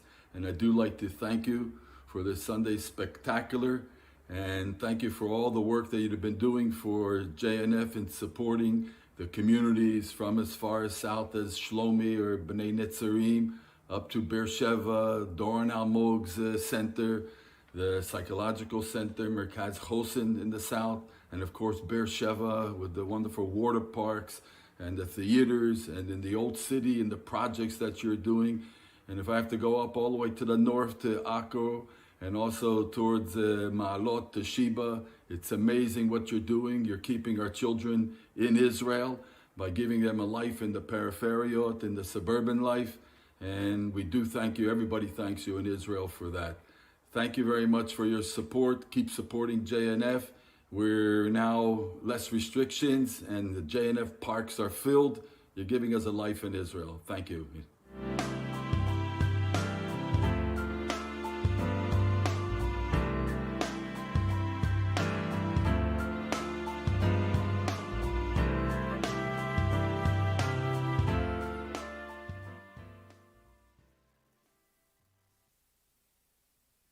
Wow. Ladies and gentlemen, I have a quick update for you. As of this moment, over $729,000 have been raised. Thanks to all of you out there. Amazing. We're getting that much closer to our goal. Moving on over here on this awesome, super intensive Sunday telethon for Jewish National Fund USA. What's that sound? It's Israel knocking on your front door. We are bringing Israel to you, and you don't even need to leave your own living room. What are you waiting for? All it takes is a gift of $500 or more, and you'll get a free, that's right, a free Zoom spot on an upcoming virtual mission to Israel of your choice. It's so easy for you to see Israel, and you don't even need to leave your own home. Don't miss out on this incredible opportunity to see Israel in a way that you've never seen it before. So, one thing that is pretty incredible, a ripple effect of this pandemic, I just learned from our affiliate, Nefesh B'Nefesh, the organization that helps people make Aliyah, that interest in Aliyah is up, way up, like 100% up, based on the number of phone calls they've been receiving. They predict that between 50 to 100,000 new immigrants will make Aliyah over the next 18 months. And not just from one place, but from all around the world. A global wave of Aliyah, unprecedented. Wow, unbelievable. Isn't that, ladies and gentlemen?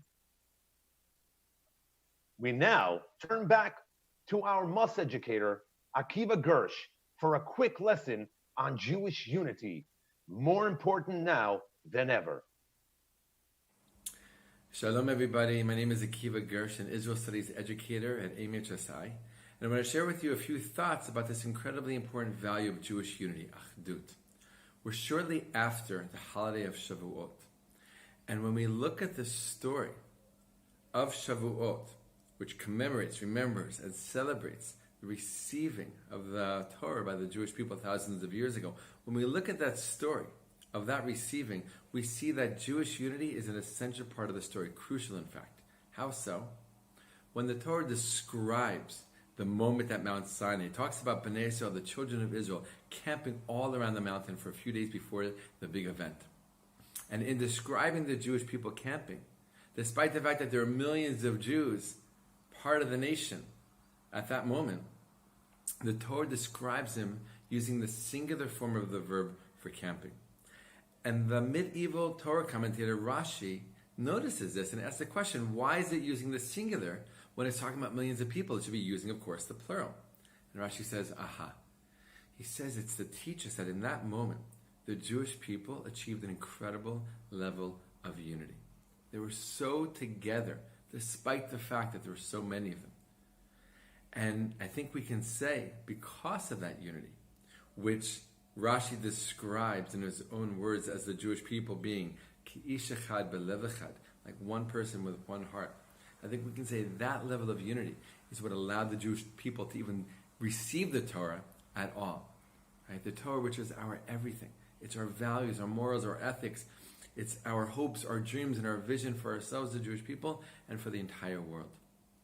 Fast forward many thousands of years, after 2,000 years of exile, being kicked out of our land, finding homes in other lands, creating different beautiful and strong communities, but separate from all those other beautiful and strong communities around the world.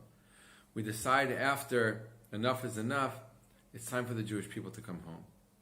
And the Jewish people start to come home first in trickles, and then in larger and larger waves, in order to recreate ourselves in our ancestral homeland, to recreate ourselves as a nation, as a society, based on those ancient Jewish values, morals, and ethics, visions, hopes, and dreams. And it's an incredible project. And we know that the state of Israel was declared as an independent state over 70 years ago. And amongst other things, the state of Israel is this incredible experiment in Jewish unity. How do we make one country, one society, out of Jews that have come literally from four corners of the earth with different languages and customs and clothing and ways of being Jews? And while we know that there are moments of division and there's moments of internal strife, we know that there's even more incredible moments of the Jewish people in the state of Israel today coming together to be that one nation, to be that one people, to remember what it is that brings us together, our Jewish identity, which leads to and supports that Jewish unity. Wow. Am Israel Chai. Ladies and gentlemen out there, lovers of Israel, registration for the Alexander Moss High School in Israel's upcoming sessions is live. What better way to spend a semester abroad at a state-of-the-art campus in Israel? What is holding you back? Sign up now at amhsi.org. Wish you could be in Israel right now, huh? Well, maybe this will make you feel a little closer. Now, join us with Rona Lee Shimon, better known as Nurit from Fauda. Nurit, I mean Rona Lee, come on down. Shalom, Jewish National Fund. I'm Rona Lee Shimon, and I play Nurit in Fauda. I want to say how fortunate we all are that you guys enjoy the show and love it so much. And now you actually can binge it because there's nowhere else to go anyways. So that's fun. I want to thank you for all you do today and always for the land and people of Israel. The Negev and the Galilee are blooming thanks to all that you do. So kol hakavod. Enjoy your amazing, spectacular Sunday. I want to thank you for watching and loving Fauda, and we are here to support you all the way from Israel. I hope to see you soon, and until then, stay safe and watch yourselves. Big nishika mimeni. Bye, Rona. Thank you, and thank you for your support. Speaking of support, it's time to go to our friends in Atlanta and check in with them. Hi, thank you for checking in with us on this spectacular Sunday in Atlanta. I was joined today by my son, Andrew, who is making spectacular Sunday calls, a truly family affair. How's your calls going, Andrew? So far, so good. Got a couple dozen calls in so far. To be honest, I thought people might be a little unwilling or just a little hesitant to donate, you know, just given everything that's gone on over the last couple months. But the truth is everybody's been super open-minded. I think people really realize that Israel needs our help now more than ever. And as a Alexander Muss High School in Israel participant, I can really attest to how valuable that program is. And once people hear about that their donation is going to be doubled, they're even more willing. Yeah, when I'm making my calls today as well, when people hear that there is a match in place for just today, up to $1 million, it definitely is making people very happy to participate in Spectacular Sunday.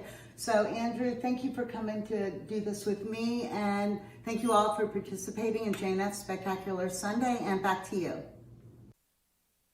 Wow, that was powerful. Education is the greatest cause of our time. Thank you for sharing. The world may have changed, but Jewish National Fund's unwavering commitment to Israel has remained constant. Join me and the thousands of Israel supporters throughout the country. Pick up your phone and call the number flashing on your screen now. Help us fulfill our mission of building and connecting to our land. Who better to tell us about what that mission truly means than our very own chairman of the board, Jeff Levine. Hi, I'm Jeffrey Levine, chairperson of the Jewish National Fund USA. And today we're not just raising money, we are raising hope. It was David Ben-Gurion who said, in Israel, in order to be a realist, you must believe in miracles. Over 70 years later, thanks to the Jewish National Fund USA and you, we have seen our people's reality defined by miracles and fueled by hope. Because of you, we have made the desert bloom, supported Israelis with disabilities, helped young families build new homes, and created stronger communities in the Negev and the Galilee. When you send your children on life-changing journeys to Israel with Jewish National Fund USA, whether through our high school in Israel or programs for college students, they are being inspired to explore their unbreakable bond to the land and the people of Israel, ready to be the future torchbearers of our philanthropic investments made today. How is it that in only a few short decades, our homeland has become a leader in the tech, cyber, agricultural, environmental, and scientific worlds? Well, in large part, it's because of you and me, and an organization called the Jewish National Fund USA. Since 1901, we have been building the social and physical infrastructure needed to ensure Israel remains strong, secure, and prosperous. When you donate to the Jewish National Fund USA on this truly spectacular Sunday, you are not only inscribing yourself in the pages of our people's history as a builder in the miraculous rebirth of our homeland, you are making a promise that you, together with the Jewish National Fund USA, will be there for the land and the people of Israel today, tomorrow, and for generations to come. Wow, thank you, Jeff. Let's now turn to Israel, where we'll hear once more from our friends on the ground how they've been holding up and what you mean to them.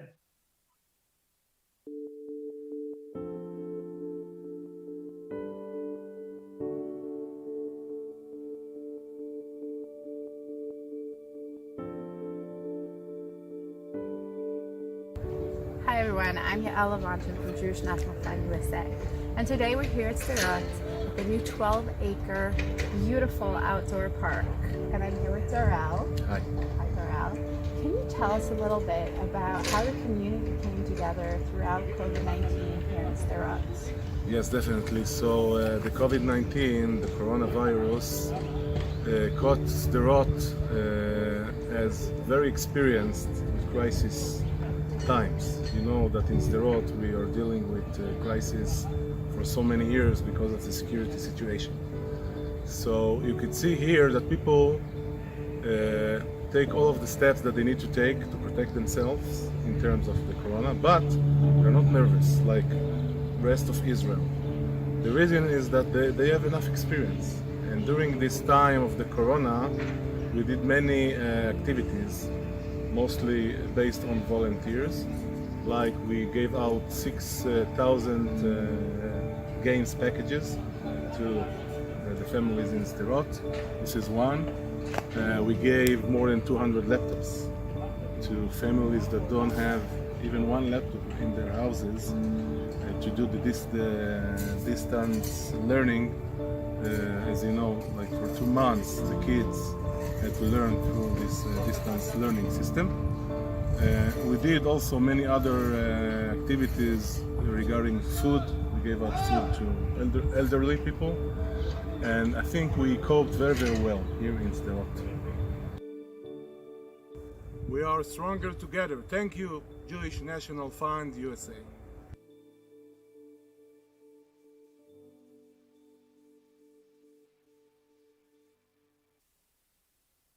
Ladies and gentlemen, this is why JNF matters. And that's exactly why we need your help today and always. I'm happy to introduce our next guest, Mus alumna Jessie Chambers. Jessie attended our school in Israel several years ago and has embarked on quite the impressive career as a singer-songwriter and pop music artist. I can't wait to hear her perform. Take it away, Jessie. Hi everyone, my name is Jessie Chambers and I am a singer-songwriter. I am so honored to be singing for you all today, and I will be performing some original music. I just wanted to say that I hope everyone will support Jewish National Fund and Alexander Muss High School in Israel so that as many high schoolers as possible have the chance and the opportunity to go and have that experience. I did myself, and to this day it is one of the most memorable, amazing, life-changing, and fun things I've ever done, and I truly wish that as many high schoolers as possible have the opportunity to experience it like I did. Now on to the music. This song is called Promise Me. I believe in love, I believe in honesty. Does that sound like something you'd be into? I believe that truth can be reality. Will you roll with that? 'Cause I want you to. I'm stuck in trying to find a way to make it easier to say that there's just one thing on my mind, and I think it's time for you to realize I want you all to myself. Don't wanna share you with nobody else. So give me something to believe. Will you promise me? Will you promise me? Will you promise me? Will you promise me? I am not a stranger to excuses. Burn me once or twice, I expect them then. I just wanna know what your truth is. Will you be the one to break me out of this? No, I want you all to myself. Don't wanna share you with nobody else. So give me something to believe. Will you promise me? Will you promise me? Oh. Will you promise me? Wow, what an incredibly moving performance. Thank you, Jess. That's an AMHSI alumna for you. And now it's time to shop. We have a great array of products to show you. There's so much to choose from, so why not buy all of them? Let's take a look right now. Shalom Chaverim. Hello, friends. It's Ron Chris from JNFLogoProducts.com, your one-stop shop for official JNF merchandise. Look stylish today with a beautiful JNF scarf. Share your love and passion for the land and people of Israel today at JNFLogoProducts.com. That's the JNF Logo Product Store, available at jnf.org/store. There's some great items to choose from. Feel free to buy now. And now we have a message from a lifelong friend of Israel's and of JNF's, Congressman Ted Deutsch of South Florida. I'm a proud member of Congress who wears my Judaism proudly. That's how my colleagues know me. They know these are issues I care deeply about. I continue to work on issues that are really important in our community. I co-chair the bipartisan task force for combating anti-Semitism. I have worked to ensure that the federal government fully addresses cases and trends of anti-Semitism, both at home and abroad.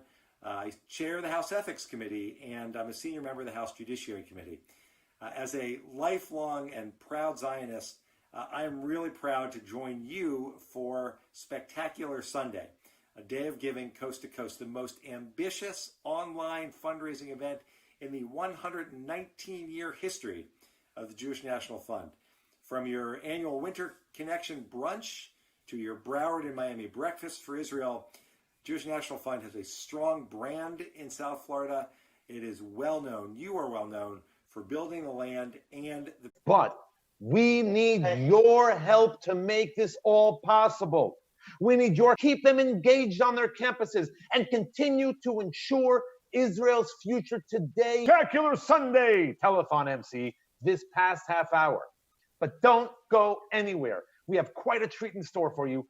Our next MC is 10 years old. On behalf of Jewish National Fund, thank you for being a voice for Israel. I'm Rabbi Lior Sinai. Over to you, Xander.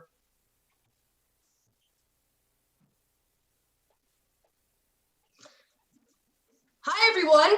Are you enjoying Jewish National Fund's Spectacular Sunday? Whether you've been watching from the start or you're just tuning in now, boy, are you in for a treat. Welcome to For Kids by Kids, the part of Spectacular Sunday where kids take over.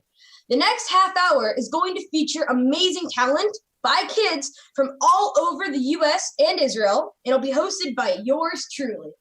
I'm Xander Simmons, an actor from Arizona. When I'm not acting, I speak out on behalf of the needs of my fellow students as a state advisory council member. I'm also a member of my school's Future Problem Solvers. And I've recently had my bar mitzvah. I'm also a member of the JNF's Sababa Society. More on that in a bit. I love playing sports and video games, and I've been doing a whole lot of that while under lockdown. Speaking of lockdown, the past few months have been weird. We've been stuck at home when we should be at school or playing with our friends. Those who were on programs in Israel had to be sent home. Kids all over have been spending their days differently. Some have been making music and performing. Others have been counting down the days that they can go to Israel again. This year's spring semester students from Alexander Muss High School in Israel have been doing both of these things. Sadly, their experience was cut short back in early March when they had to be brought home, but it had already left an indelible mark on them. By the way, I'm told that the Alexander Muss High School in Israel is the ultimate semester abroad college prep experience for high schoolers, and I have to say from what I'm seeing, I believe it. I may just sign up when I'm done here and reserve my spot. Check out this beautiful video they made to the Israeli song Lashuv Habaita by Ishay Ribo, which in Hebrew means to return home. If you feel inspired by any of these acts that you're about to watch, let us know by giving today. Call 800-542-8733 now, or go online to jnf.org to donate. Anything that you give today will help towards getting a kid to Israel on one of Jewish National Fund's many programs, like MUS, or Roots Israel, or Alternative Winter Break for college students. Don't wait, donate to JNF. All right, spring semester, take it away.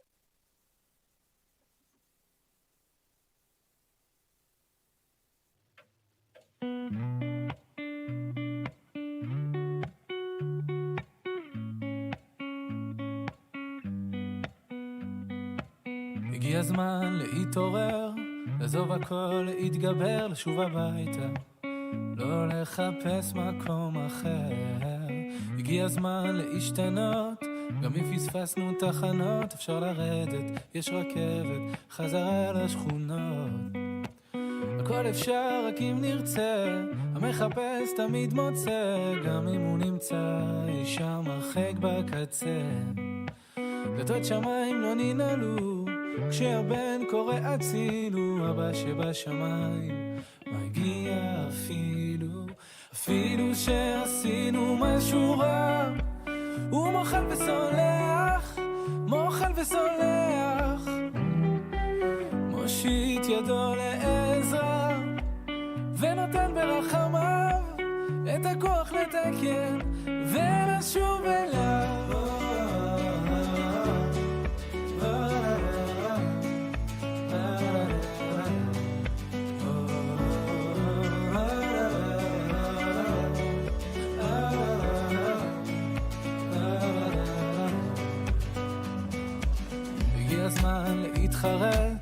אם כבר לברוח אז מאחת, אם כבר לקחת אז לקחת בשביל לתת. וזה הזמן להתקרב, לא לפחד מהכאב, ואם לתת אז כבר לתת מכל הלב. הכל אפשר רק אם נרצה, המחפש תמיד מוצא, גם אם הוא נמצא אי שם הרחק בקצה. דלתות שמיים לא ננעלו, כשהבן קורא הצילו, אבא שבשמיים מגיע אפילו שעשינו משהו רע. הוא מוחל וסולח, מוחל וסולח, מושיט ידו לעזרה, ונותן ברחמיו את הכוח לתקן. Thank you, spring semester students. I hope you get a return home to Israel real soon. I don't know about you, but the other thing I've kept myself busy with is watching movies. Mostly DC and adventure movies. They're all just so cool. Speaking of which, we are now joined by the real-life Wonder Woman. Whoa.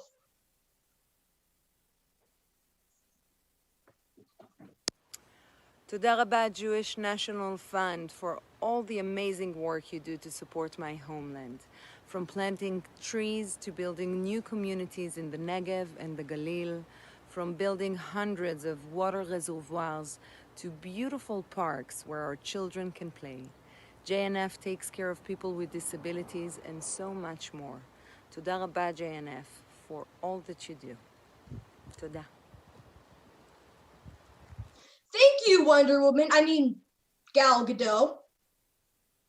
Hey, I've got a quiz rail question for those of you watching at home. Kids tuning in, you might just know this one.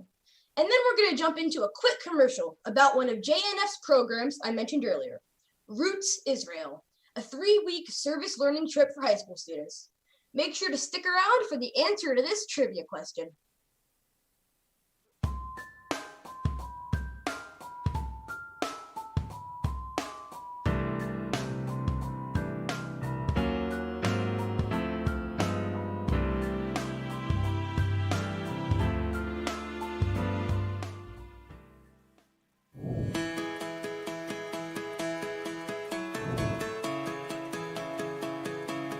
Roots Israel is a program where you get to do service, but you also get to make connections and really connect to our homeland. It really helps you see Israel from a different light. You really get in touch with the land and you get to know Israel on a really personal level through all the hikes and all the work and through the friends that you meet here. It's a really diverse group of kids, and even if we come from much different backgrounds, it's nice to get together as Jews and travel around Israel. On Roots Israel, it really teaches you how actions matter more than words. You can say what you want and give money to what you want. Once you get your hands dirty, you really feel what it's like to actually physically make a difference. And to be in Israel, getting your hands dirty is one of the cool things about this trip. What I really liked in this program is that we have fun, and at the same time, we learn so much things. I really liked rafting down the Jordan. That was really fun. We started out the day by going shepherding. We tried bringing the sheep from one place to another. And then after that, we went to a garden where we learned about different plants that grew in Israel in biblical times and how they were growing them today. We went through a tunnel. And it was really cool. We had to kind of crawl through the caves, and we were singing inside the caves, and it was a really intimate moment. And today we planted trees, which was really nice.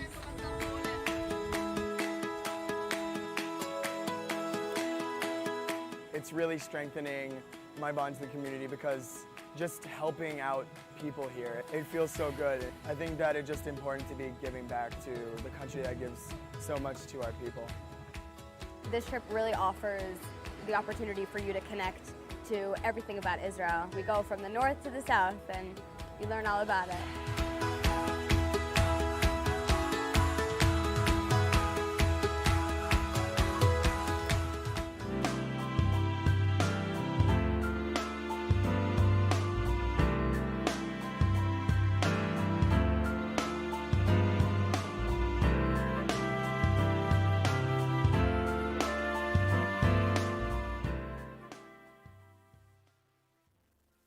way kids are spending time at home is through dancing. What you're about to watch is something incredible.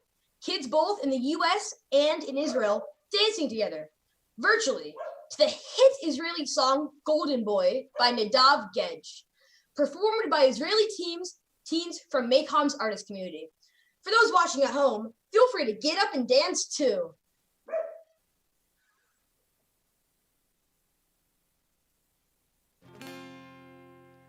Mama, summer broke my heart again.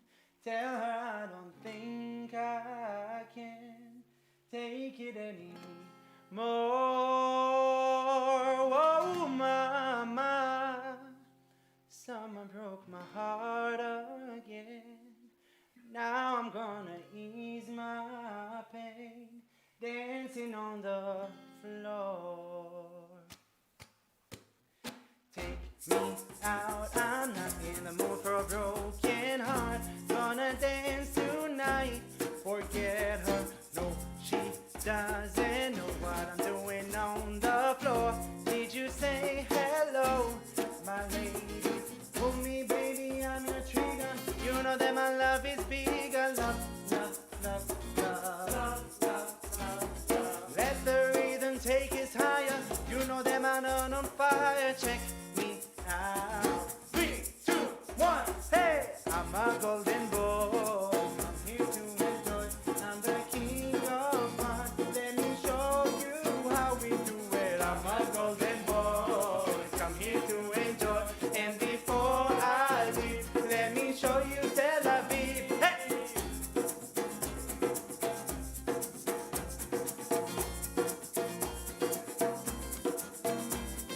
Hold me tight, we're not going home tonight. Oh yeah, do you like my dancing?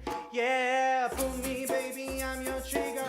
You know that my love is bigger. Check me out. 3, 2, 1, hey! I'm a golden boy. I'm here to enjoy. I'm the king of fun. Let me show you how we do it. I'm a golden boy. Come here to enjoy. And before I leave, let me show you Tel Aviv. Hey, this is how we do it. And this is how we do it. Mama, summer broke my heart again. Now I'm gonna ease my pain, dancing on the floor. I'm a golden boy, come here to enjoy. I'm the king of fun. Let me show you how we do it. I'm a golden boy, come here to enjoy. And before I leave, let me show you Tel Aviv. And dance, dance, hey, hey, hey, and dance.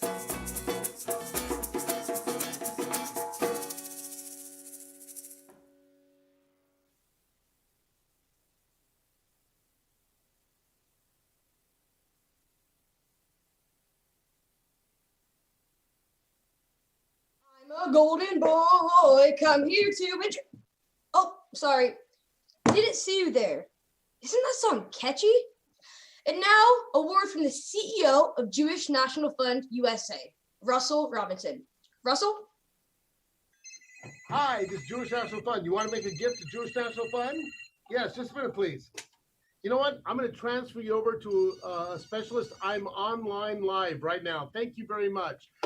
Thank you, Xander, for that wonderful introduction. You know, the phones have been ringing off the hook here at my home, but I have to tell you, they've been ringing off over 100,000 people across the United States, getting phone calls from over 1,000 of our volunteers. Plus, they've been making phone calls into us at 1-800-542-8733.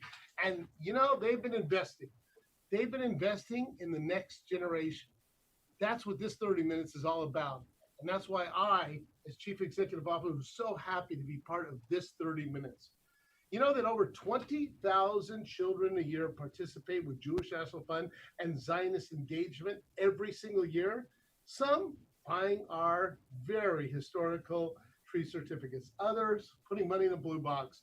Blue Box Bob, our Zionist programming that's coming to to schools across the United States. Because we at Jewish National Fund, no one does more for engaging the next generation than we do.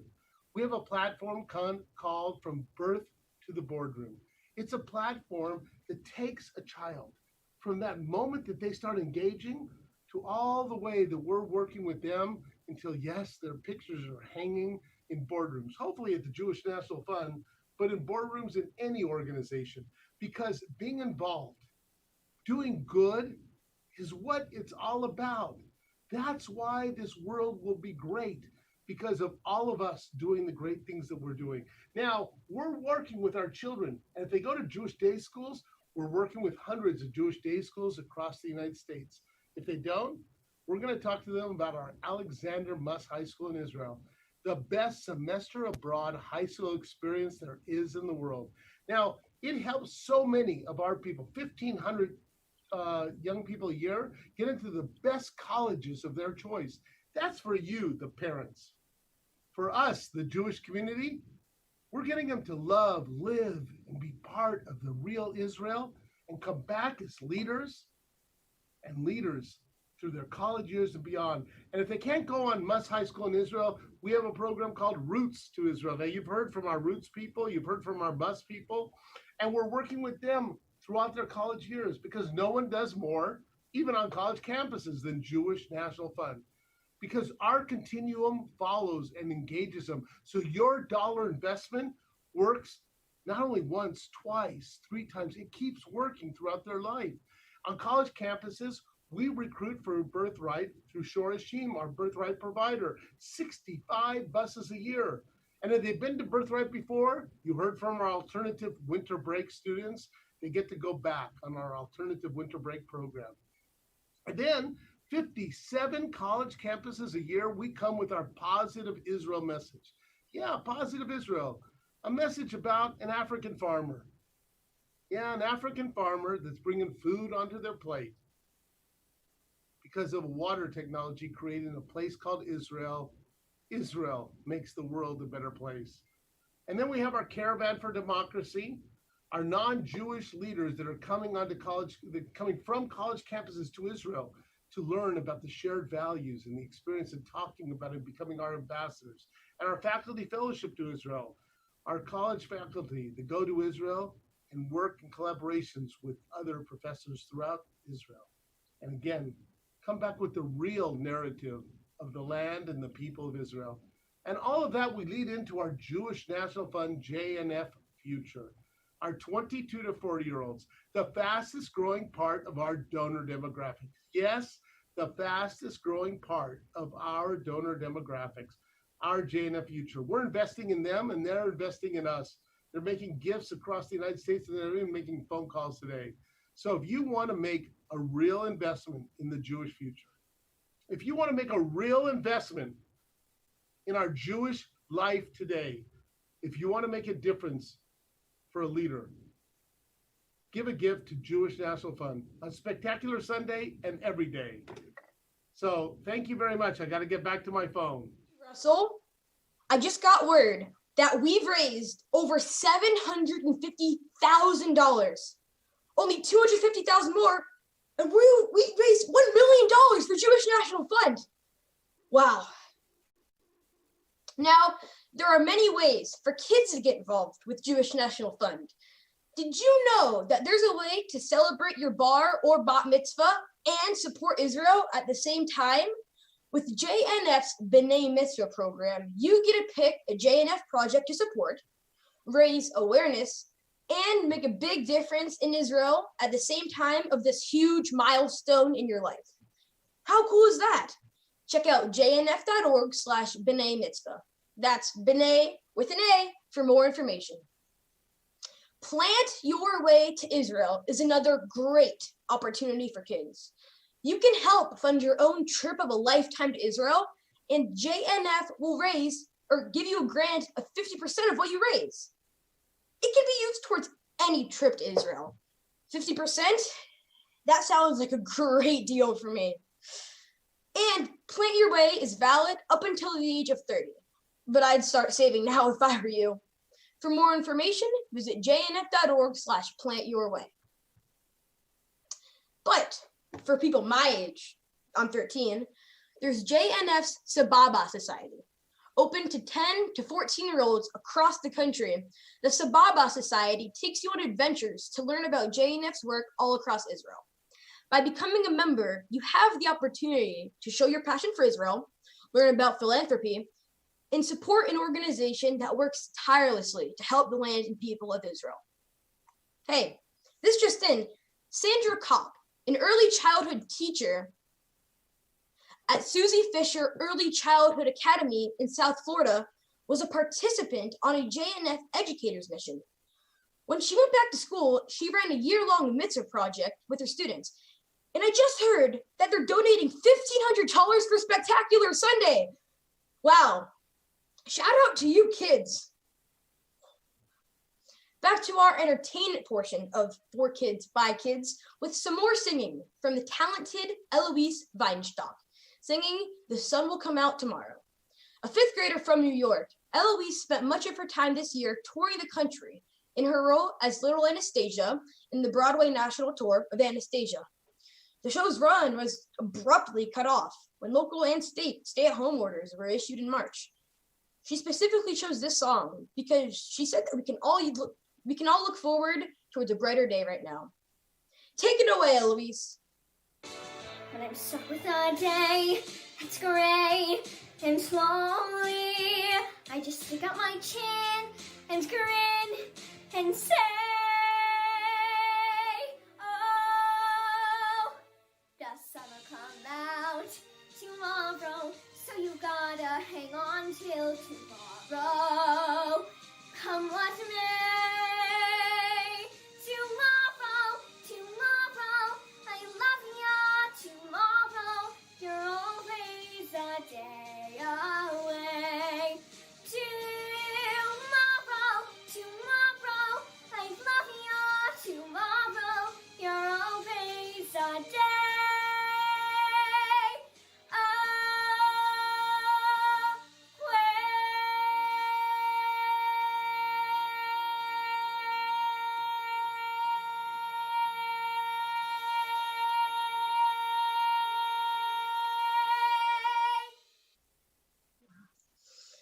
Wow, that was pretty fantastic.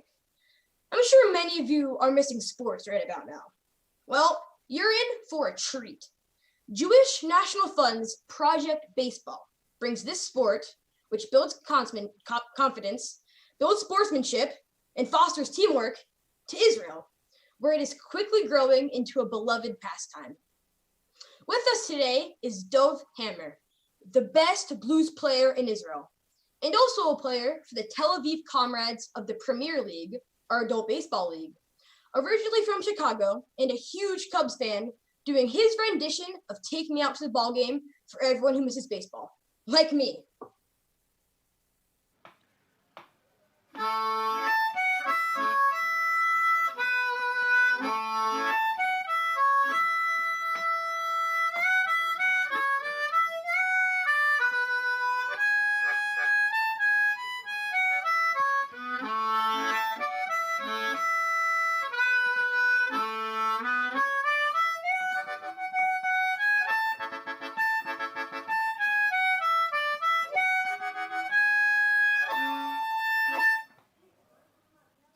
That was great. Our last performance of For Kids by Kids is written by Noah Shufutinsky, also known as West Side Gravy. He is a 2019 participant of JNF's Alternative Winter Break, a volunteer program for college students, where they spend a week in Israel working with children, the environment, people with special needs, and minority communities. Here is Noah's rap called Diaspora. I'm a proud part of the diaspora. We ain't gonna play the victim. They get mad every time we're standing up. I'm proud of my people, what we accomplished. You're crazy if you think some rocket barrages will stop us. Look through our history and we've been through it all. Made it through slavery and a Holocaust and still standing tall. At the Kotel Western Wall, saying the Shema, meditating on all the populations to whom the song is dedicated. 6 Jewish families that resided in Khartoum. My Iraqi brothers and sisters survived the Farhud. The ones who came in 56 from Israel, now we're thriving. גרים בירושלים, וגם בחיפה, הגולן ותל אביב, באר שבע, בהנגב, ואילת by the sea. אתה יודע שלא שכחתי האתיופים שעשו את הכל, מה אתם אומרים שהם לא יכולים? I'm a proud part of the diaspora. In my heart I hold Jerusalem and Africa. Kicked aside of our land and started gassing us till we put our foot down cause we had enough. Check out the flag that I'm waving, 2 blue stripes and a huge star of David. Check out the flag that I'm waving, keep shooting rockets but you never gon' take it. Here I'm talking about the Jews will not replace us on college campuses that been trying to erase us. And all that BDS campaigning, we've dealt with worse problems and racist associations of students all acting stupid and thinking they're making differences, picking and choosing truths and not knowing what real resistance is. Say you value social justice, are you kidding us? What the hell gives you the right to tell me who's indigenous? You don't have it, you just assume the privilege of looking at other people and telling them what their image is. You want the image to fit your twisted narrative, but your divide and conquer tactics ain't scaring this diaspora, of which I'm a proud part. I got blue and white in my veins running through my heart. And they get mad when we're surviving. The truth is, only way they like a Jew is if they're dying. So I'ma say this by the candlelight. Take a moment and remember the fallen for their sacrifice. Never again, never forget, they wanted us dead. We rose from the ashes instead. מלמדים ההיסטוריה מדור לדור. לא יהיה לנו עתיד אם לא נזכור. We wouldn't have a future if we didn't have a past. So every day we gotta take a minute and... If that doesn't make you want to support Israel and Jewish National Fund, I don't know what will. Thank you, Noah. Speaking of, let's check in with Israel and see how she's doing. We're going live on the ground to get the latest news.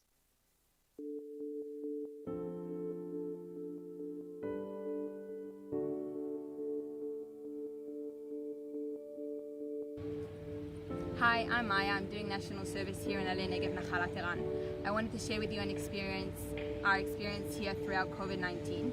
So usually many of our residents go home for the weekend to see their parents, to see their siblings, and throughout this tough situation, we couldn't let them do that. So instead, we had video calls with their families so they can still get to see their parents, get to feel part of home. And it was really, really special to see that some of our residents who usually don't really react when they saw their families on the video calls, they lit up, and it was really, really amazing to see. And I was so, so happy that I could be part of this special time. We are stronger together. Thank you so much, Jewish National Fund USA.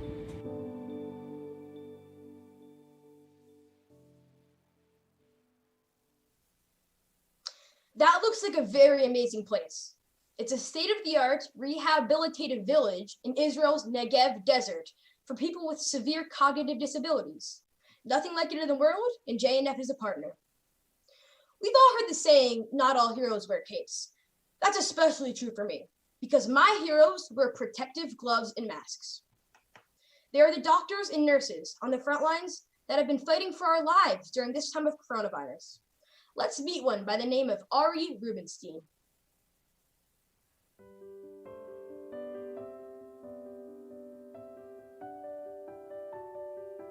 Hello, my name is Michael Knopf. I am the rabbi of Temple Beth El in Richmond, Virginia, and I have had the extreme good fortune of being close friends with Ari Rubenstein. Ari has been working on the front lines for many, many years as a first responder and a paramedic, and especially in this time of the coronavirus pandemic, he has been putting himself on the line for the community's safety and the community's welfare. He is there for people when they are most in need. He cares for people when they are sickest and at the most stressful moments in their lives. And he does so because of his heart, because of his soul, and also because of his Jewish commitments. He knows that to save a life is to save an entire world. Hi, I'm Ari Rubenstein. I'm a New York City paramedic, a member of the New York Presbyterian Special Operations Team, and a paramedic with the National Disaster Medical System Disaster Medical Assistance Team. I'm also the vice chair of JNFU 911 response here in New York City, probably the worst hit area in the country. Also on deployment with the National Disaster Team to Gainesville, Georgia. It's been an honor and a privilege to take care of people, often to be part of this community as a first responder, and also as part of the JNF Future and Jewish National.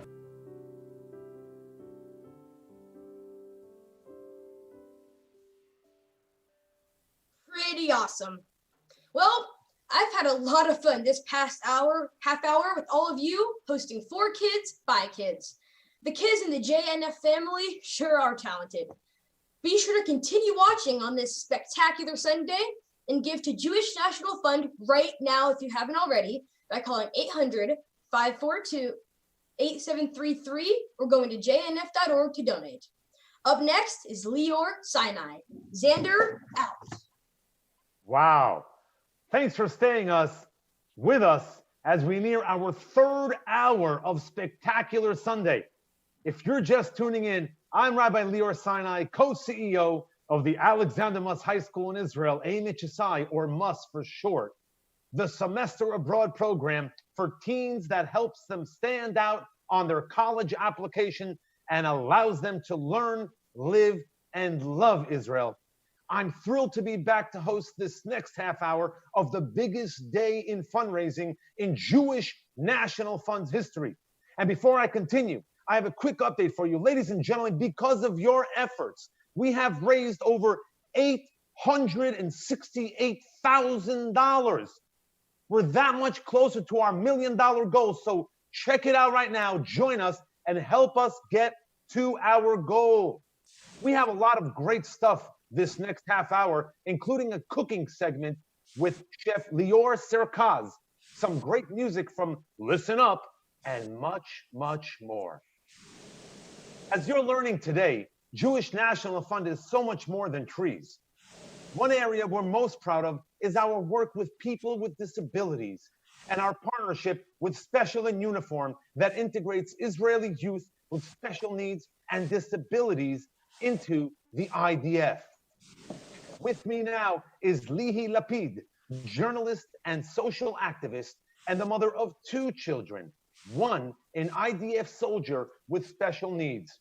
Lihi, tell us about your children and how Special in Uniform has changed the lives of your whole family. Hi, everybody. First of all, thank you all for joining us and for being with us and doing this wonderful effort. So I'm happy to be here. You know, I wrote a book about being a soldier's mother, and because there is something about being an Israeli mom that whenever the doctor says when you are pregnant you have a son, you immediately think about him going to the army. And you start worrying even when he's a small baby, and every time you see a soldier, you know one day he will be a soldier. So there's a lot of worrying about it. At my other hat, I'm the mother also of my daughter, which is, her name is Yael. And when she was like a year and a half, we realized that she doesn't respond very well. We talk to her, and it seems like she doesn't hear us. And slowly, we started realizing that maybe there's a bigger problem. And I remember this. You know, you're a rabbi, so I remember this last day before the final hearing exam, hearing test. Me praying and asking that I wish she would be deaf, because I knew that other possibilities are much more challenging. And I want to say about Yael that she's now 22 and she's autistic. She doesn't speak, but she's wonderful and she's the love of our family. And I remember when Lior was a soldier and he was a combat soldier, and I remember one weekend we were expecting him to come home, and where he is when he was in the military, so they came back home once in every like 3 weeks. And I don't remember what was in the family, maybe a wedding or something, and I told him, please, please, be perfect. Don't let any commander give you any punishment. And then he called me, and he said, Mommy, I got a punishment, but I'm really proud of my punishment. And I said, how come? And he said, listen, we were running and we were doing drills and everything, and suddenly the commander looked at us, and he was very furious with us. So he called us and he said, are you a bunch of autistics? And my son said, Commander, don't use this word as a curse. And the commander, of course, punished him. But what my son said, that at midnight, the commander came to his tent and talked to him and asked him to explain to him why did he say that. And Lior said, I have an autistic sister, and I promised her that no one around me will ever say autistic as a curse. And then Lior told him, listen, my sister, she's autistic and she doesn't speak, but she is a part of the IDF. And that's how we combine with big in uniforms. Yael and her friends are doing the best they can, and they come one day a week to a base of the military, and they put gas masks in box, but they do what they can, and they're with regular soldiers, and this thing that I think it's so much different than any other military in the world. The fact that when we say about the IDF that it's the army of the people, Tzva Ha'am, so it's really that thing, that also people with special needs, also young people that can contribute a little bit. They are doing all their efforts in order to be a part of the army. So Wow. I think that's amazing. That is an incredible story, Lihi, and thank you so much for sharing that with us. It is true. Kol Yisrael Arevim Ze Bazeh. All of Israel is responsible one for the other. Amen ve'amen. Am Yisrael Chai. Thank you. Please, everyone out there, our friends and family, our supporters of Israel all around the world, across the United States, we invite you to enjoy this heartwarming clip from Special in Uniform that they made especially for today.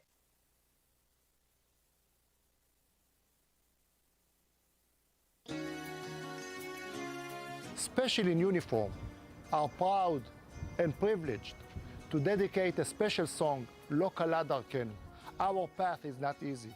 This song is dedicated to the Jewish National Fund for everything that they are doing for us, for Special in Uniform, and for the State of Israel.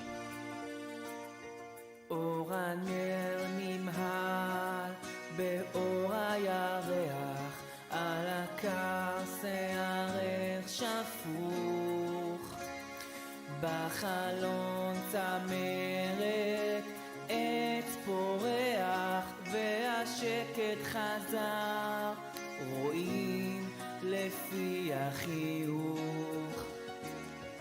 שערה הייתה הנה חלפה, ופנייך שוב רוגות כפני הים. עם האור נוסיף ללכת הלאה, עוד הדרך רבה, המסע עדיין לא תם. לא קלה היא לא קלה דרכנו, ועינייך לפעמים כה נוגות, עוד צעדות פורחים יש לפנינו, עוד הרים גבוהים וצונני פסגות. לא קלה היא לא קלה דרכנו, ועינייך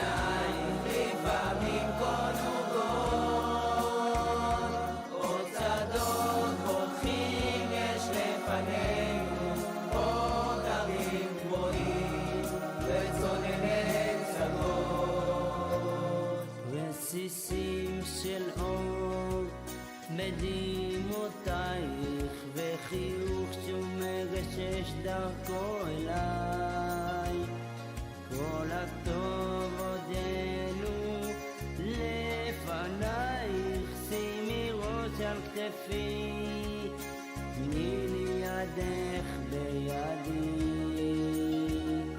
עוד מעט איתם הנר לגבוה, עוד מעט יובס השקט המבורך. המולד היום תתחיל לפקוע, לא תלכי לבדך, אני אהיה שם איתך.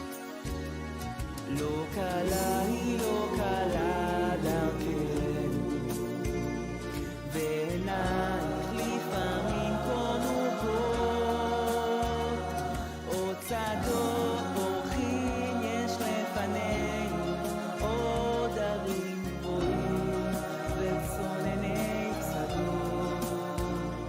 לא קלה היא לא קלה דרכנו, בעינייך לפעמים קונוגות, עוד צדות בורחים יש לפנינו, עוד ערים גבוהים וצונני שדות.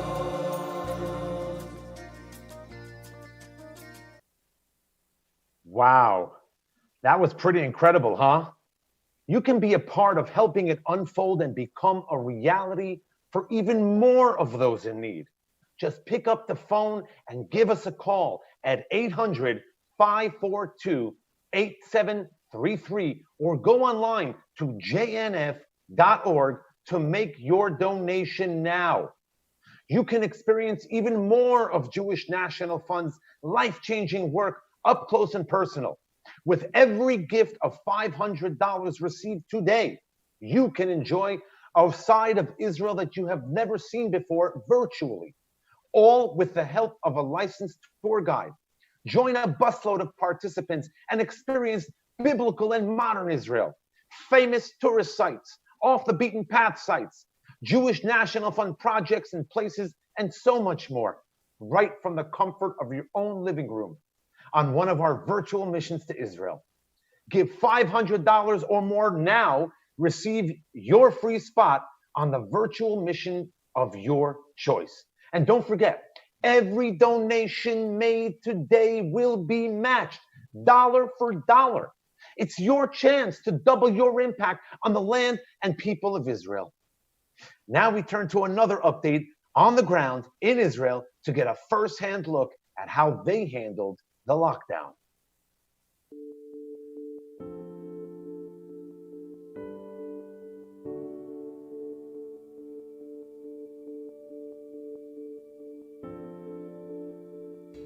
Hi, my name is Nurit Poran and my business name is The World According to Nurit. I'm doing a culinary tour and I'm part of Western Galil now. I'm doing a culinary tour in Tarshiha and in Akko, and when COVID-19 came to Israel, I went from 100 to 0, and I decided to do something very, very special with the local partners that work with me in the market, and I decided to do a delivery of food from a woman that cook in her house.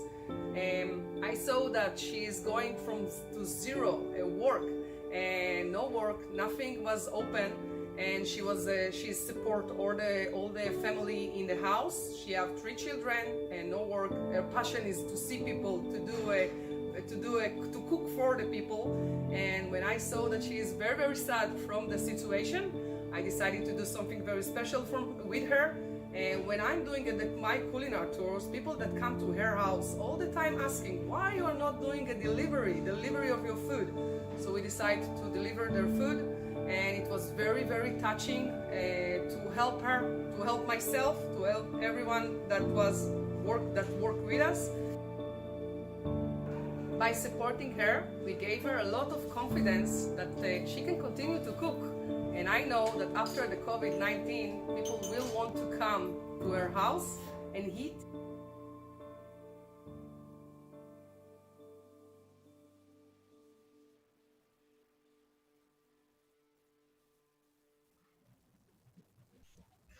It's time to test your knowledge and wrestle with another quiz, Israel. Will you be defeated, or do you think you have what it takes to go for gold? If you were paying attention, you also got a hint to our next special guest. Ready? Here's the question.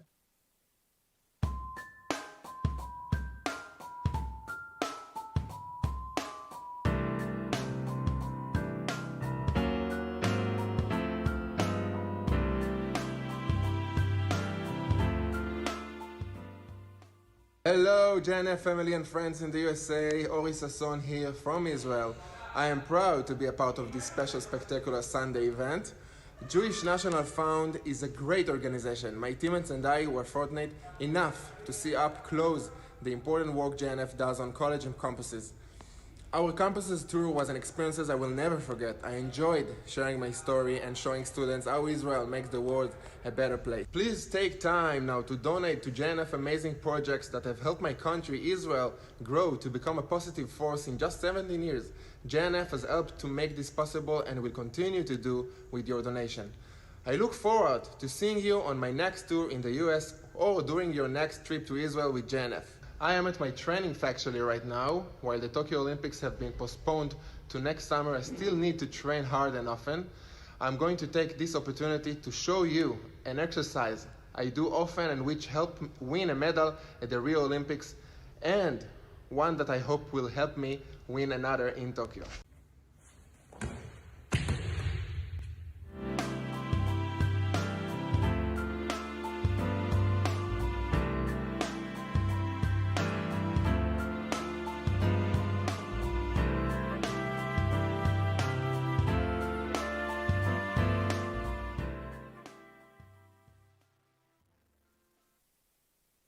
These quizzes are fun, aren't they? Before we continue, I just want to give you a quick update. We have raised over $880,000. $880,000. We're that close to $1 million because of you. So keep picking up those phones, make those phone calls, get people involved, share this link with your network. Let's get everybody around this mission and objective of a $1 million fundraising opportunity matched. Never again, matched. That's right, $1 million. I'd now like to introduce a really nice guy with a wonderful voice and a poignant lyrics. He also happens to be Bob Dylan's son-in-law. Please welcome Peter Himmelman. Thank you, JNF, for everything you do for Israel. I am a staunch supporter of Eretz Yisrael. Like that accent. I've been working on it since third grade, since Hebrew school in Minneapolis. Here's a song from a new record of mine. It's a love song. It's a prayerful song. It could be anything you want it to be. It's called "This Is My Offering."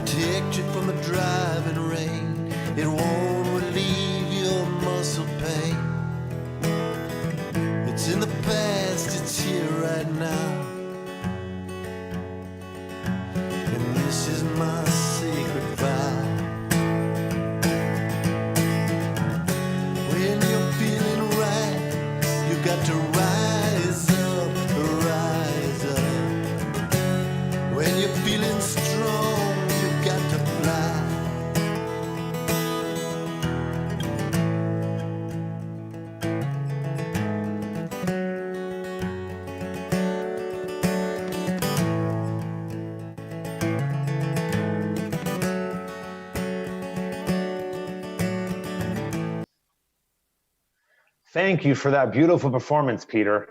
was beautiful. The land and people of Israel rely on your support now more than ever.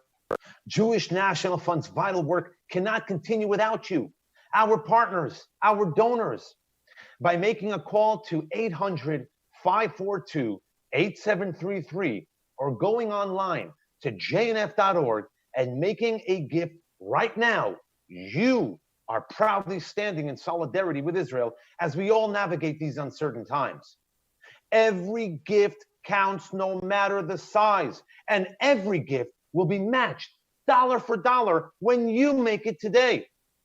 We are so grateful for all the gifts we have received so far, but we can't stop now. Our friendly professionals are manning the phone lines, ready to answer questions and help you ensure a bright and prosperous future for the land and people of Israel. And speaking of professionals, let's turn to our team in the Midwest and hear what they're hearing right now. I just got off the phone with this amazing woman, 89 years old, and we got to talking. Turns out she actually knew my parents. She knew them years and years ago, and she started telling me stories that I never even knew about. This incredible memory this woman had. And it turns out my parents were actually involved with Zionist organizations even before I was born. Anyway, we got to talking further, and I started telling her about Spectacular Sunday. It had been a while since she had given, and she said, "You know what, Deb? I'm going to give $1,000. And I told her how amazing that was and how appreciative I was and how those dollars were going to be matched. Now, I cannot wait to meet her in person when all of this is over, and another great success story." Thank you, Deb. And now it's my pleasure to introduce Lior Lev-Surkaz, a master spice blender and a partner in the Galilee Culinary Institute by Jewish National Fund that will soon change the face of Israel's north. Lior will share some tricks and tips to add some flair and flavor to your culinary endeavors.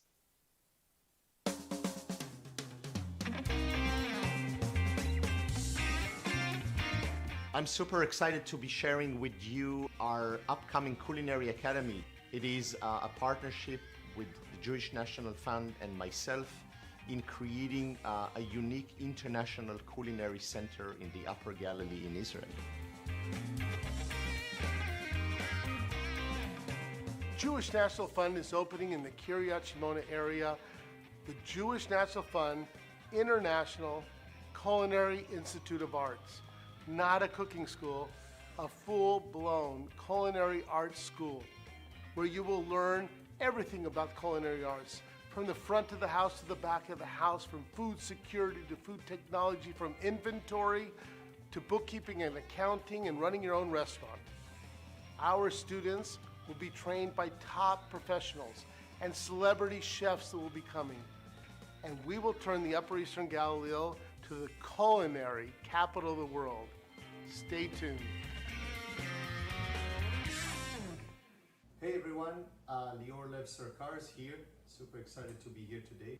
I'm going to make a quick recipe for you today, something that we do quite often in our household when there's really not much time and just need a quick dinner to make it. So it's a salad, a very simple salad with some cucumbers, some great tomatoes that you can have around the year, some manchego cheese, black olives, obviously some spices. You gotta have spices. A little bit of za'atar, so we're gonna use that, a little olive oil. So very simple, quick preparation. Pretty much all you have to do is cut your cucumber however you feel like cutting it. There's really no right and wrong when you do that. So really chop your cucumber, put it in one bowl over here, right there. And if you have any bell peppers, green, red, some scallions, some different types of herbs, all of these things could really go into the salad. It's just a basic preparation that would allow you to use whatever vegetables you have in your fridge. So here we have our cucumbers that are cut. The idea of the Galilee Culinary Institute started quite a long time ago for me when I enrolled into a culinary institute in France, in Lyon. Weren't that many options in Israel. I should also say that the culinary scene back then was not really developed, so there wasn't great awareness Luckily for us, you as well, things have really changed dramatically. And now food is in Israel is just phenomenal. I think it's at the same level as any capital or any major city around the world. We have great food, great chefs, great talent, great bars, great pastry chefs. So I think Israel is long overdue for this great kind of projects that will help train these students from around the world and really make, I believe and we believe, all of us together with you, transform the Galilee into the culinary capital of the world, where if you want to know what is happening in the world, this is where you need to go. So we have our little tomatoes and cucumbers right here. I'm going to season them with a little bit of salt. Don't be afraid, use. We're going to add a little bit of olives, because I love olives. Whether it's black, whether it's green, it doesn't really matter. A little bit of our za'atar spice. So za'atar spice has za'atar leaves, sumac, sesame. It's delicious, just as is on a salad, just with olive oil and a piece of bread with some cheese. That would be fantastic as well. You gotta have olive oil. It's kind of part of the DNA of everything. This one is from the Galilee. It's my father's olive oil. So we're gonna add quite a bit of that with a great flavor. Lemon juice, gotta have some acidity as well. Into right there, just like that. There we go. Perfect. Give it a little mix. And again, as I said earlier, if you have any herbs, any mint, any cilantro, scallions, red onions, radishes, fennel, pretty much everything goes. Look at this beautiful, delicious, colorful salad right there. And then, you know, to make it a little bit more exciting and interesting, what you can do, whether you're serving it in a large platter, whether you're just making it for one, hopefully you're not just making it for one, hopefully you're sharing it with other people. So we're gonna take some labneh, this beautiful thick yogurt, just like that. Just kind of spread it around. I'm sure those of you who've been to Israel have the chance to enjoy labneh just on its own with some olive oil or in other preparation. We have at least 4 or 5 pounds of this in the house at a given time. The kids love it, we love it. It's just fantastic. So just spread it simply like that on a plate. Grab your salad that you've just made. Place everything in the center. No need to make it too organized. Just put it all in there. Beautiful, just like that. So we have our salad here. There we go.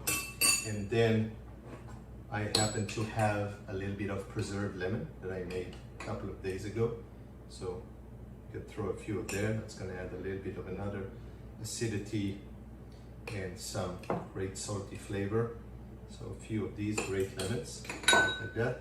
And cheese can never hurt. I add a little bit of more cheese. This is the manchego.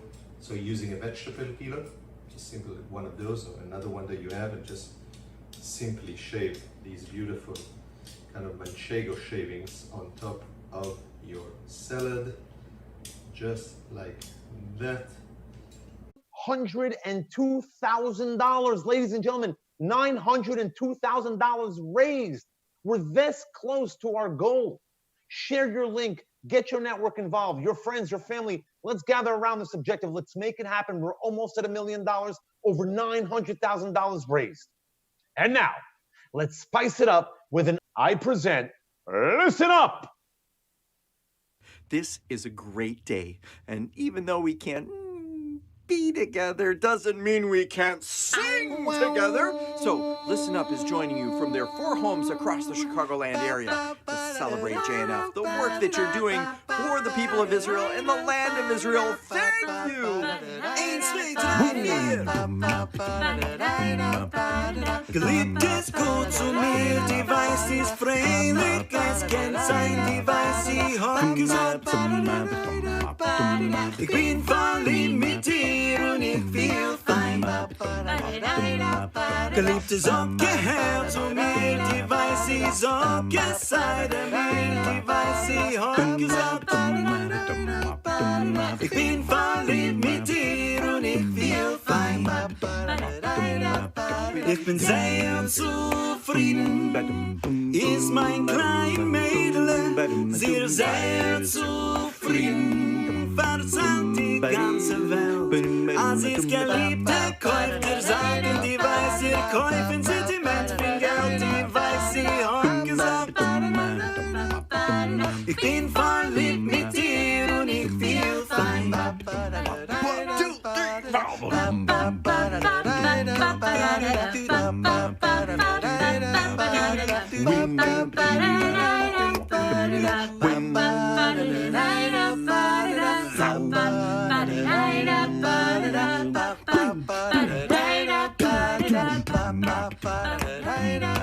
Geliebte, sag her zu mir, die weiß, sie sag es sei mir, die weiß, sie hat gesagt.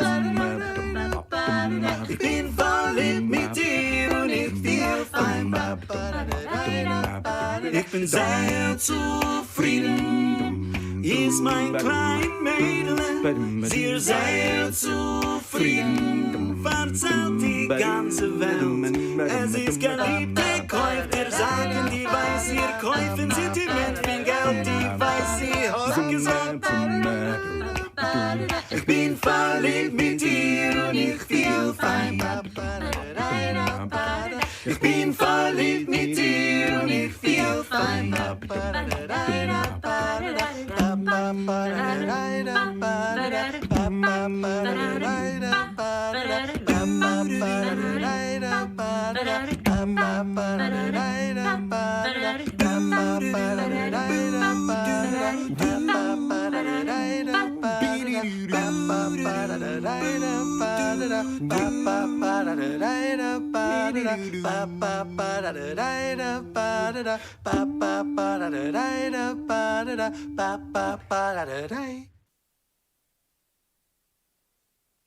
I think we all feel fine after that awesome performance. Thanks again to Listen Up. And thank you for your support of Jewish National Fund and the land and people of Israel. It's only with your continued generosity that we're all able to change our lives.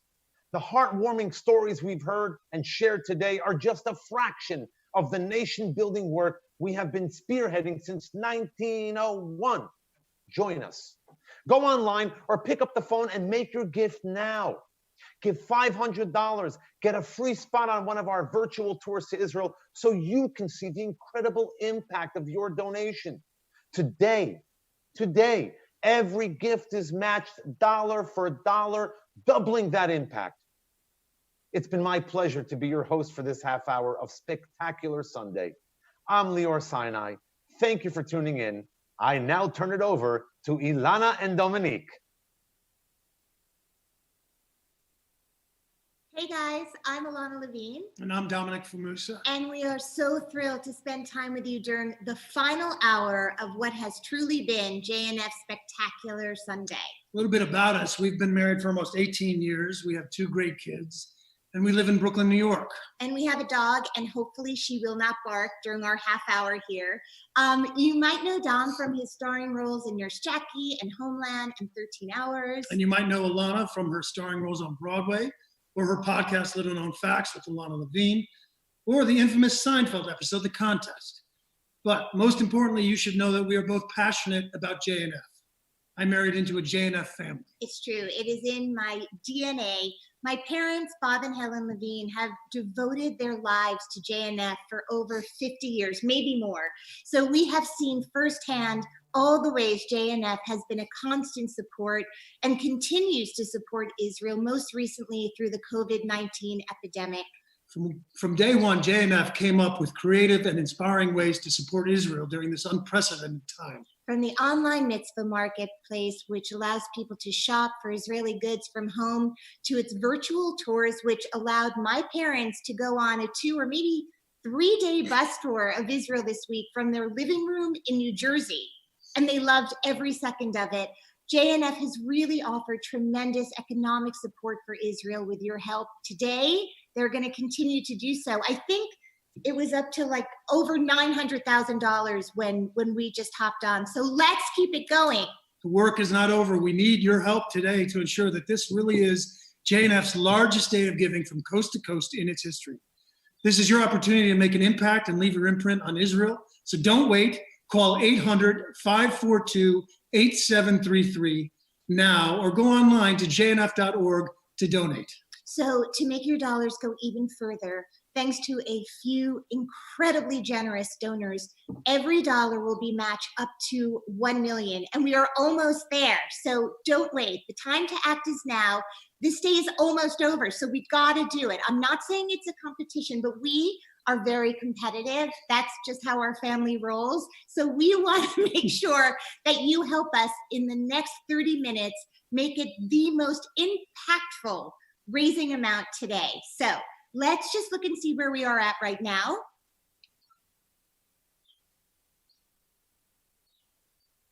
Okay, we are so close. We're gonna do it. I think so. All right, let's get to some entertainment. We're excited to share with you a beautiful rendition of What the World Needs Now by a world-renowned pianist, composer, and producer, Yaron Gershovsky.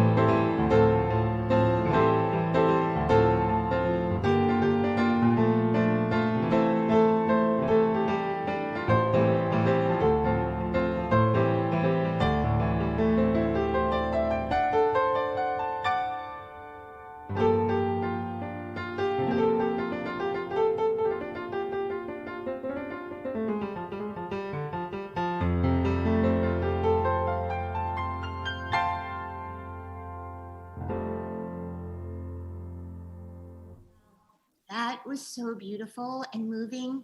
Thank you so much for that brilliant performance.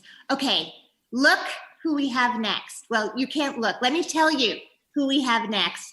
I really hope he doesn't give away the ending of season 3 because I am not caught up, but so excited to hear from Fauda's Boaz Conforti.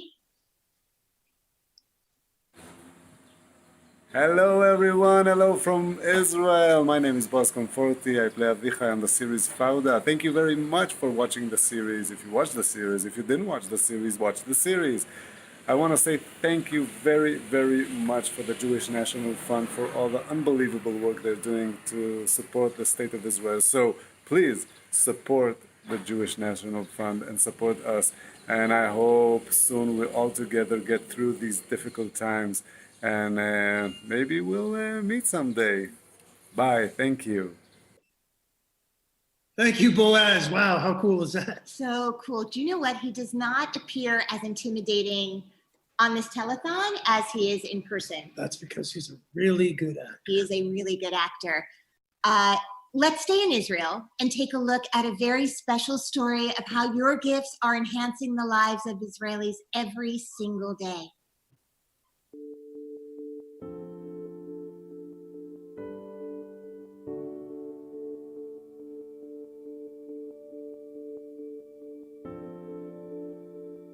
Hi, my name's Gabe, and I'm a member of the Akko Educators Kibbutz, which is a Makom community.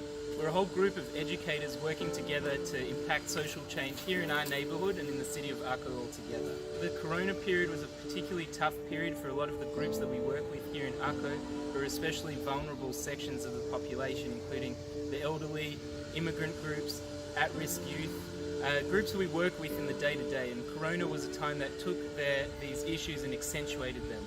So some of the things that we did during this time was distributing food and medicine to the elderly, running day camp activities for the children of frontline health workers here in the city, and many more things. I'd like to share with you a small personal story. Before this period, one of the groups that I work with on a regular basis is a group of elderly Russian-speaking migrants who come to our kibbutz for Hebrew language learning twice a week. They were one of the first groups put in quarantine during this period.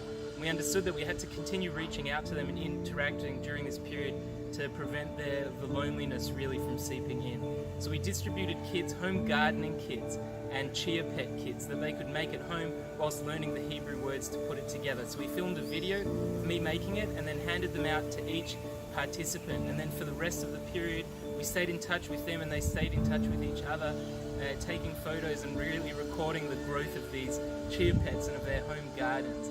And just that small act of kindness and of engagement, really we saw the way that impacted every single person and really put a smile on their faces and did a little bit to abate the loneliness that really each of us felt during this last period.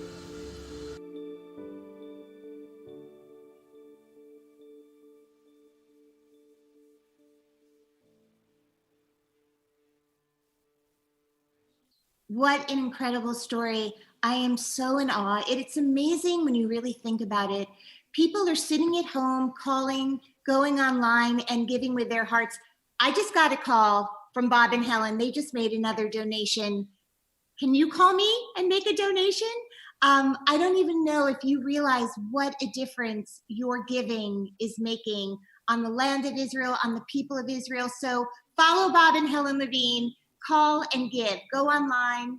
It's really remarkable what's happening. I hope people do know, because it really is an incredible thing.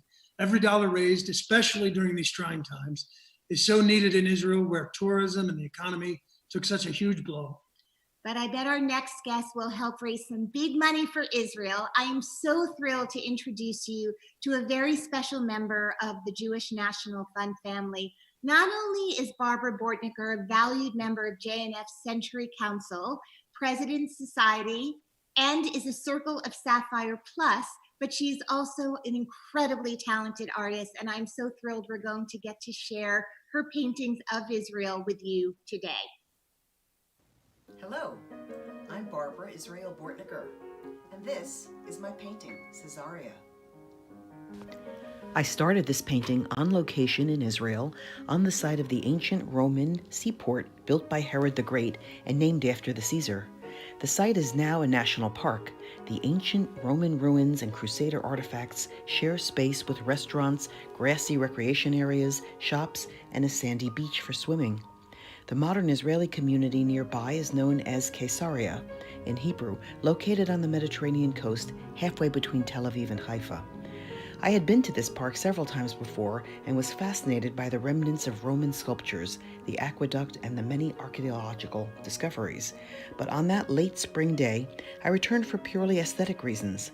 I wanted to capture the light on those ancient stones, blanched by the powerful Mideast sun, juxtaposed against the incredible blues of the Mediterranean sea and sky. I wanted to bring some of that brilliant Israeli sunshine, vibrant color, and eons of history back with me to the U.S. I started the painting on a large white watercolor surface, working to capture the full brightness of the light. Often I begin my paintings on a pre-toned or colored surface, but this time I kept it white for as long as possible so as not to diminish the highlights and dazzling whiteness of the stones themselves. I laid out the painting first in pencil, followed by watercolor. Once I returned home to my studio, I covered the entire surface with acrylic matte medium and repainted it in acrylic paint, careful to maintain the glorious sunshine and color of the original scene. This painting, along with others, was featured in my solo art exhibits hosted by the City of Jerusalem in 2014 and in the Minkov Citrus Orchard Museum in Rehovot, hosted by the Society for the Preservation of Israel Heritage Sites in 2015.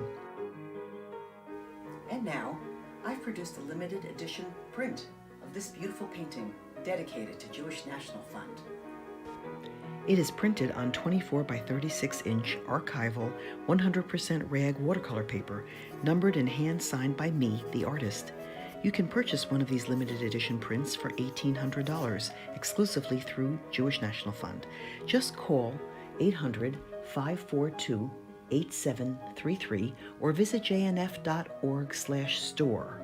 Your purchase will help support Jewish National Fund's vital work.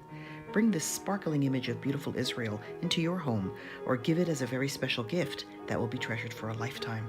Thank you, and thanks for watching. What beautiful work. Honey, my birthday's coming up. Just take note. Duly noted. Duly noted. So incredible to see how much talent is here today. In a little bit, we're going to go out to the field and check in with how fundraising efforts are going. But first, let's test your knowledge with another Quizreel question.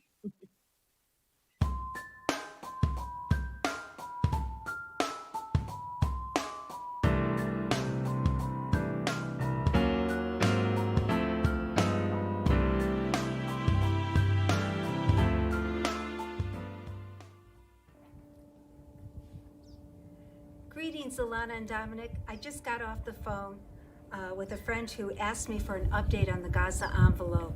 She wanted to know if the rockets were still raining down the Gaza envelope territory and how they were doing with coronavirus. I told her that I had spoken to Yedidia Rush. He lives in Chalutza, one of the border communities. He told me about Nira, who lives in Sderot. She has a dilemma. You see, her son has asthma, so when the sirens start, she doesn't know if she should run to the community bomb shelter and risk exposing her son to the virus, or if they should stay home and pray that a Katyusha rocket doesn't land in her living room. My friend really wants to help this community through JNF, and she was thrilled to learn that she can make a gift, no matter what size, and designate it for the Gaza envelope or any other project she's interested in. Back to you, Alana and Dominic.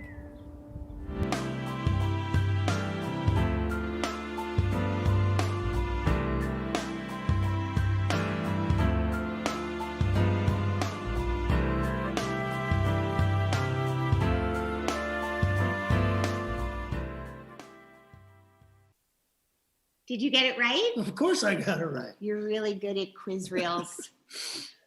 All right, now for the foodies out there, we turn to San Diego Women for Israel chair and spice and leaf owner, Debbie Kornberg, for an engaging and fun cooking segment. My mouth is watering just thinking about it. I love watching cooking shows. Hey everybody, I am so excited to be cooking with you. My name is Debbie Kornberg of Spice It Up with Deb and Spice and Leaf. I want to show you a really easy pomegranate salmon recipe. You can make it year round. It's even better when it's Rosh Hashanah time because the fruits are ripe and ready to be used, but we can do this. So let me show you what we're going to do. I've got my piece of salmon right here, and I've taken the skin off the bottom, and we are going to add some spices to this. So I made a little spice blend here specifically for this dish. It has hyssop, which is part of the mint family, and it grows indigenously throughout Israel. It's used in za'atar. I've got some ground ginger, garlic, a little chili powder, and cumin. So I'm gonna go ahead and sprinkle that right on top. That is salt-free, so I'm going to go ahead and add some salt to this. There we go. Perfect. And next up, we are going to build our pomegranate sauce. So we're going to start with pomegranate juice. So I have about 1/4 of a cup here. I'm going to go ahead and pour that in.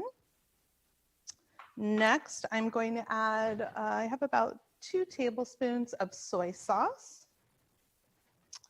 We are going to add some honey to kind of counteract that tartness. So this is also about 1/4 of a cup. And mix that in. A little sticky there. Move that out of the way so you can see what I'm doing. I have some minced chopped garlic. It's about 5 garlic cloves that I cut up. Add that in, and we're going to continue to just mix this up and get all those flavors melding together. I am going to add some aged balsamic. You could use pomegranate molasses. You could take regular pomegranate or regular balsamic, put on the stove and cook it down if you wanted to. You could add some pomegranate juice. So I'm going to add a couple tablespoons of this. Look how thick it is. Can you see it? Yum. Super good. This is great on everything, honestly. But today we're using it for our pomegranate sauce for our baked salmon. So I'm mixing that in. I'm going to go ahead and add my mint leaves here. Go ahead and mix that in. And the last thing I'm going to add is some olive oil. And I have a really special olive oil to show you. It is from Israel. It's Galili olive oil. It comes from Beit Lechem Haglili. And I'm going to go ahead and pour in a couple tablespoons of this also, so we get a little taste of Israel. And you might be wondering what is so special in particular about this one. And when you smell it, it has this really nice grassy notes to it. And when you're looking and you're tasting olive oils, it's kind of like wine. They'll have different notes to it. So when you breathe it in, it should have maybe a tomato smell, a grassy smell. And this one has a really beautiful peppery finish to it, really high quality. And yeah, so I'm gonna go ahead and mix that in. I'm looking at the back of the label and it says Galili, and I keep thinking about the Culinary Institute that JNF is building, which is really awesome. Israel is such a melting pot of food culture. And, you know, JNF is building this amazing Culinary Institute, which gives it such a great backbone and support for Israel being on the culinary scene. Just awesome, really awesome. Okay, so I've got my sauce here all ready to go. And I am just gonna go ahead and pour this right on top. And you wanna make sure your oven is preheated to 350 degrees, and you'll bake that for about 15 to 20 minutes. And once it comes out, oh wait, before I do that, I wanna put on some lemon garnish. Let me just go ahead and put those on before you put this in the oven, before I put this in the oven. So there we go. Now I've got my garnish. It's gotta have garnish. And we're gonna put that in the oven for 350 degrees. And when it comes out, then what you can do is go ahead and add your pomegranate seeds on top, as well as some fresh mint. And I will show you exactly what it is that I am talking about, because we're gonna pretend we put this in the oven. Whoop. And this magically comes out already plated with rice. How about that? What do you think? Did that work? Okay, we've got magic going on in here. So you can see I added my pomegranate seeds. When it comes out, you want to add a really nice squeeze of fresh lemon to this also. It will really brighten it up. And I am serving this with some pistachio rice, and I added pomegranate seeds all over, just, you know, because I love pomegranate seeds. We already covered that. So here is a quick and easy pomegranate salmon dish you can have year round. And I can't wait to see you next time and to have a wonderful rest of this spectacular Sunday. Wow, Debbie, thank you so much. That looks delicious. Now it's time for a very funny lady. Corey Kahani is truly hilarious. You might know her from The Late Show with Stephen Colbert, America's Got Talent, or from her grand finalist performance on Last Comic Standing. And even though she's had specials on Comedy Central and HBO, her parents still wish she married a doctor. Her words, not mine. Listen, if you're watching this, I'm going to take a leap and say that you have worked for or volunteered for or been associated with a Jewish organization or 2 or 3 in your lifetime, and it will come as no surprise when I say that members of Jewish organizations have a tendency to express their very strong opinions freely. I had a particularly notable experience with this. After producing a show at the Museum of Jewish Heritage, it was a tribute to Joan Rivers, exactly 1 year after she died, because they were unveiling, so to speak, a photo exhibit commemorating her life and career in pictures. And we opened with a comedy show. It was me and Brad Zimmerman, who had been her opening act, one of her opening acts for the last 3 or 4 years of her life, and Tom Cotter, who worked with her on a TV show called America's Got Talent, where he came in second to a dog act, which means he basically won. He is the most lovable comedian there is. Nobody has a problem with Tom Cotter. He does jokes like, now the casinos have to be politically correct. There's no more one-eyed Jack, there's only visually impaired Jack. There's no more blackjack, it's African-American Jack. There's no more poker, now it's take her out for dinner and a movie. My point is, no one has a problem with Tom Cotter. We do the show the next day. I got raves and one email that wasn't a rave, and that is the letter that I'm going to read to you. But I want to just tell you one thing before, which is the museum's full name is the Museum of Jewish Heritage, a living monument to the Holocaust. Enjoy. To whom it may concern, as a member of the museum, I have attended many lectures and programs, from last week's Yemenite jewelry lecture to the Auschwitz Foundation Gala dinner to numerous Shoah screenings and Israel artist talks, and I have been entirely happy until tonight. I was deeply offended by one of the comedians, in quotes, at the Joan Rivers tribute. The first 2 comedians were funny, but the last comedian was not funny at all. I cannot believe Joan Rivers or the museum would consciously condone offensive jokes against blacks, women, and the blind. And the fact that some people actually laughed does not make his remarks any less offensive or banal. It just makes me wonder, who were the people actually in the audience? Were they plants to generate laughter? On a personal level, I was deeply offended that he pointed to me, sitting in the front row. He shouted out, "You're wearing a scarf. Is it cold in here?" I was so startled. I did not realize he was talking about me, but he was. He pointed directly at me. I was wearing a beautiful black and gray, shimmering, soft alpaca wool scarf from Peru, in parentheses, expensive.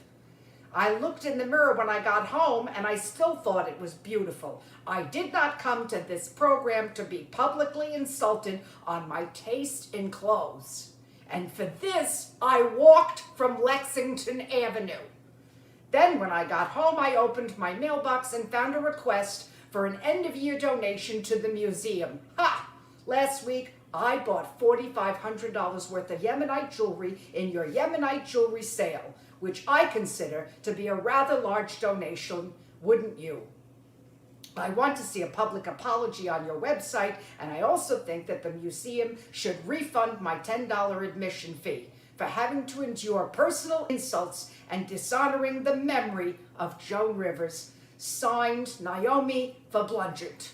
Not her real name. Now, if you've been associated with Jewish organizations, you know that you do not respond to a letter like this, but I could not resist, and this is my response. Dear Naomi, let me start by saying how much it would have meant to Joan Rivers to know that you spent $4,500 on jewelry, even if it wasn't hers. I am sorry you did not experience as much laughter as you expected to at the Holocaust Museum. To your point of the evening dishonoring the spirit of Joan Rivers, I cannot agree more. Joan Rivers has made fun of 9/11, pedophilia, suicide, rape, homosexuality, Martin Luther King, Gandhi, the mentally handicapped, but never a scarf. I am also embarrassed that you picked up on our audience plans. It is a well-known trade secret that even though comedians average about $100 a show, we still travel with 20 to 30 hand-picked laughers to provide the illusion of competence.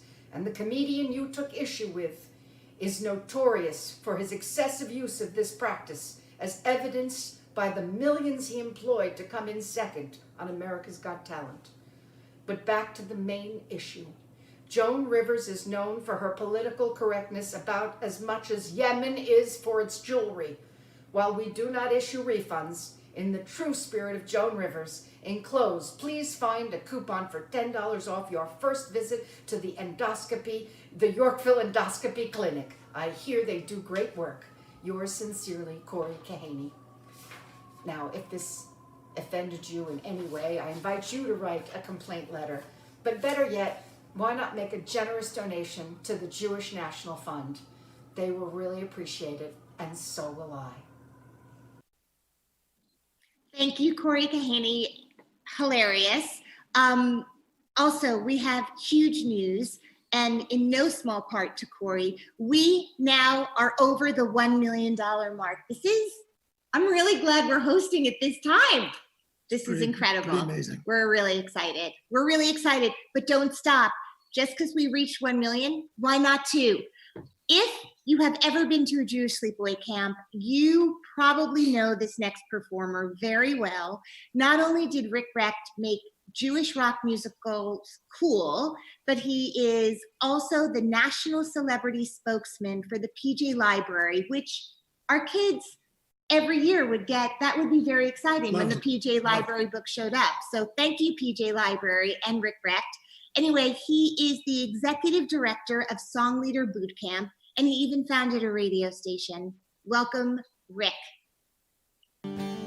Hey friends, it's Rick Recht here. It's a total honor to be with you.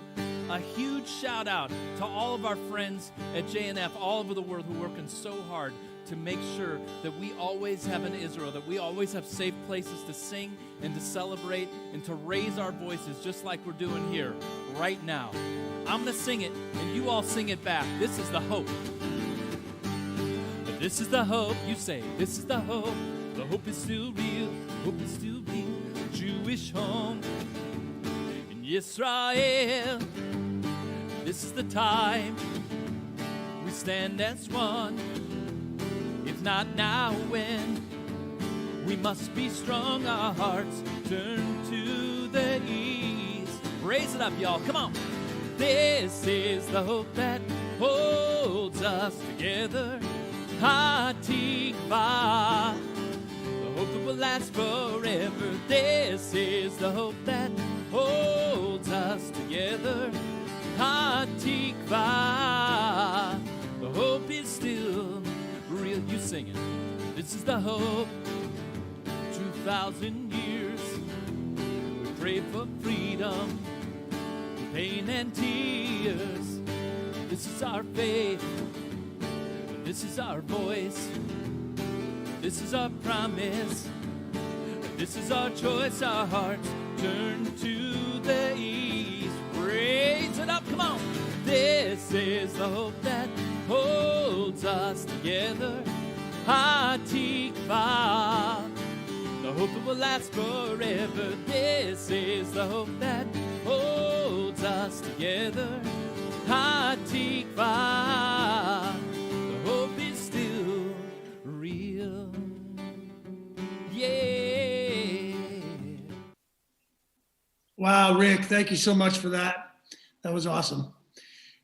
Before we sign off, I want to encourage all of you one last time to make a donation today to the Jewish National Fund. It's so easy. Just call 800-542-8733 now, or go online to jnf.org to donate. And again, to make your dollars go even further, thanks to a few very generous donors, every dollar will be matched up to $1 million, which you've already done. You put a lot of money in the blue box today, guys. Thank you so much. Awesome. Keep it going. Don't wait. The time to act is now. Thank you to all who have been a part of our half hour for your amazing talent. And of course, to all of you who are watching, thank you so much for spending a part of your Sunday with us. It meant the world to Dominic and me to be here with you. We have loved spending this time to help JNF, an organization that is so near and dear to our hearts. And now let's turn it over to Michelle Devon for the final half hour of Spectacular Sunday. Michelle, welcome. This is it. We're in the last stretch of the Jewish National Fund Spectacular Sunday, a day of giving from coast to coast. I'm Michelle Deveau, and I'm honored to be your host for this final half hour. And we still have such great content for you, so don't go anywhere. Over the past few hours, thousands of volunteers have been making tens of thousands of phone calls to people all across the country, asking them for their support of the land and the people of Israel. And they are succeeding. As you saw, we have already reached the goal and we're still going. Let's just take a look at the thermometer right now, above $1 million. We know that 1 million is matched. So thank you for that. This is incredible. As an Israeli, it always overwhelms me to see the amount of support. Every bit of participation counts. So thank you to all of the generous donors today. JNF does amazing work, as you know, and one of the projects that has touched my heart in particular is Ale Negev Nachlat Iran. It's a world-class rehabilitative village in the Negev that empowers residents and helps them achieve a greater degree of independence. Now, I spent 1 week at Ale Negev Nachlat Iran.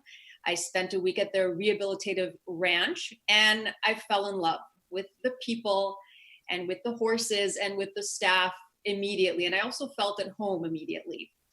The animals and the residents have a type of bond that is really hard to explain. You really have to see it in order to understand it. And while I was there for only 1 week, I was able to see how empowering the ranch was to residents, outpatients, and what strides can be made through that relationship between the residents, patients, staff, and the animals. So 1 month after volunteering there, I returned to Israel to host a conference, and I knew that this was my moment to return to Ale Negev and help share their story. So first I returned with I-24 News. We produced a 3-minute story about Ale Negev Nachlat Iran, but that wasn't all. The next day I returned once again with Mira Awad, who many of you know.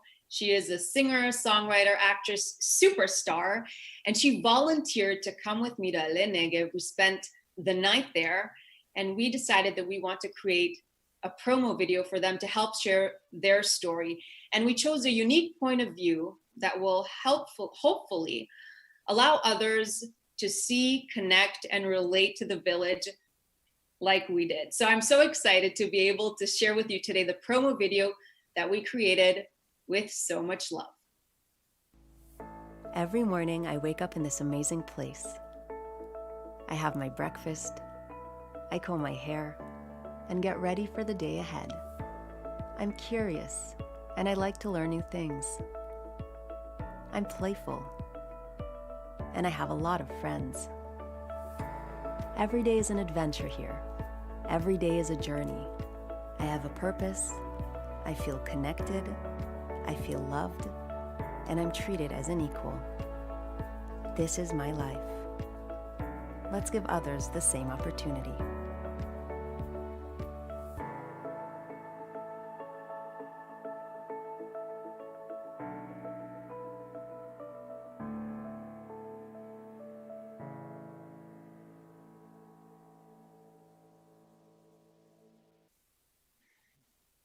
So again, thank you to everyone who has supported and who will decide to support Ale Negev Nachlat Iran, one of the most special places in Israel, and if you ask me, and many others in the entire world. Medical professionals and frontline responders have worked around the clock, and they risk their lives every single day to save ours.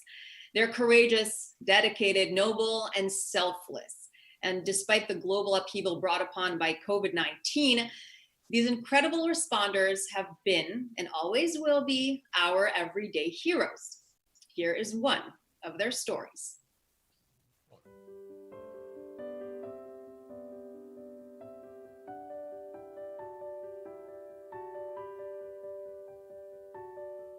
Hello, JNF. Excuse the pandemic era hairstyle.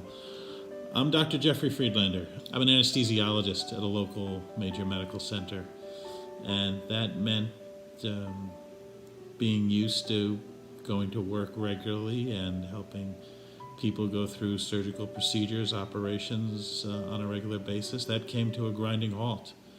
And then, as being a member of the intubation team, when so many people just came in getting sick, and being one of the people who literally has to go down the throat of a patient with fulminant pneumonia and put in a vital breathing tube to get them the respiratory support and be on the ventilator that they desperately need. It's a nerve-wracking experience every time we had to go do it. And at some point along the way, I was exposed to the virus because I did eventually develop antibodies, but fortunately, Baruch Hashem, I never had any symptoms, never felt clinically sick.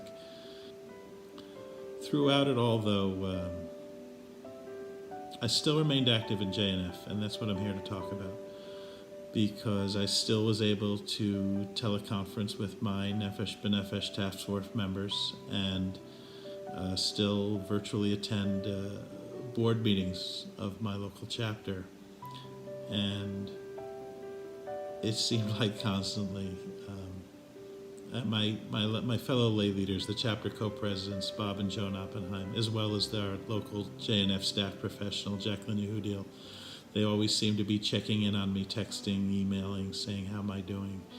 I think they knew that I was probably one of the few people around who, and my neighbors knew that I was one of the few people not on lockdown who actually had to go to work every day. But JNF was still an important part of my life, and it meant a lot to still be an important part of JNF.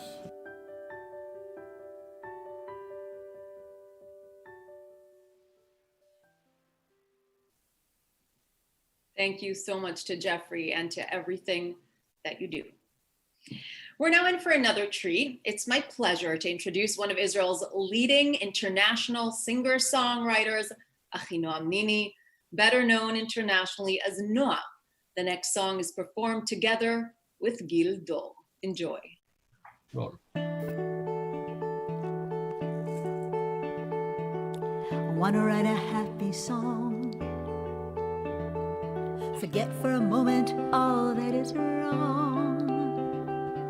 Concentrate on all that's right, like the stars that sparkle in the night, like my eyes when they are ready for your loving. I winkle my toes in the warm, warm sand. I hold the sunlight in my hand. I tickle my daughter and watch her laugh. We skip together down the path, and all of God's creation comes alive. For us, doo-doo-doo-doo-doo-doo, there is a plan, but we don't know it. Doo-doo-doo-doo-doo-doo, there is a way, or maybe two. Doo-doo-doo-doo-doo-doo, and I will sing a happy song for you, even when my heart is breaking into two.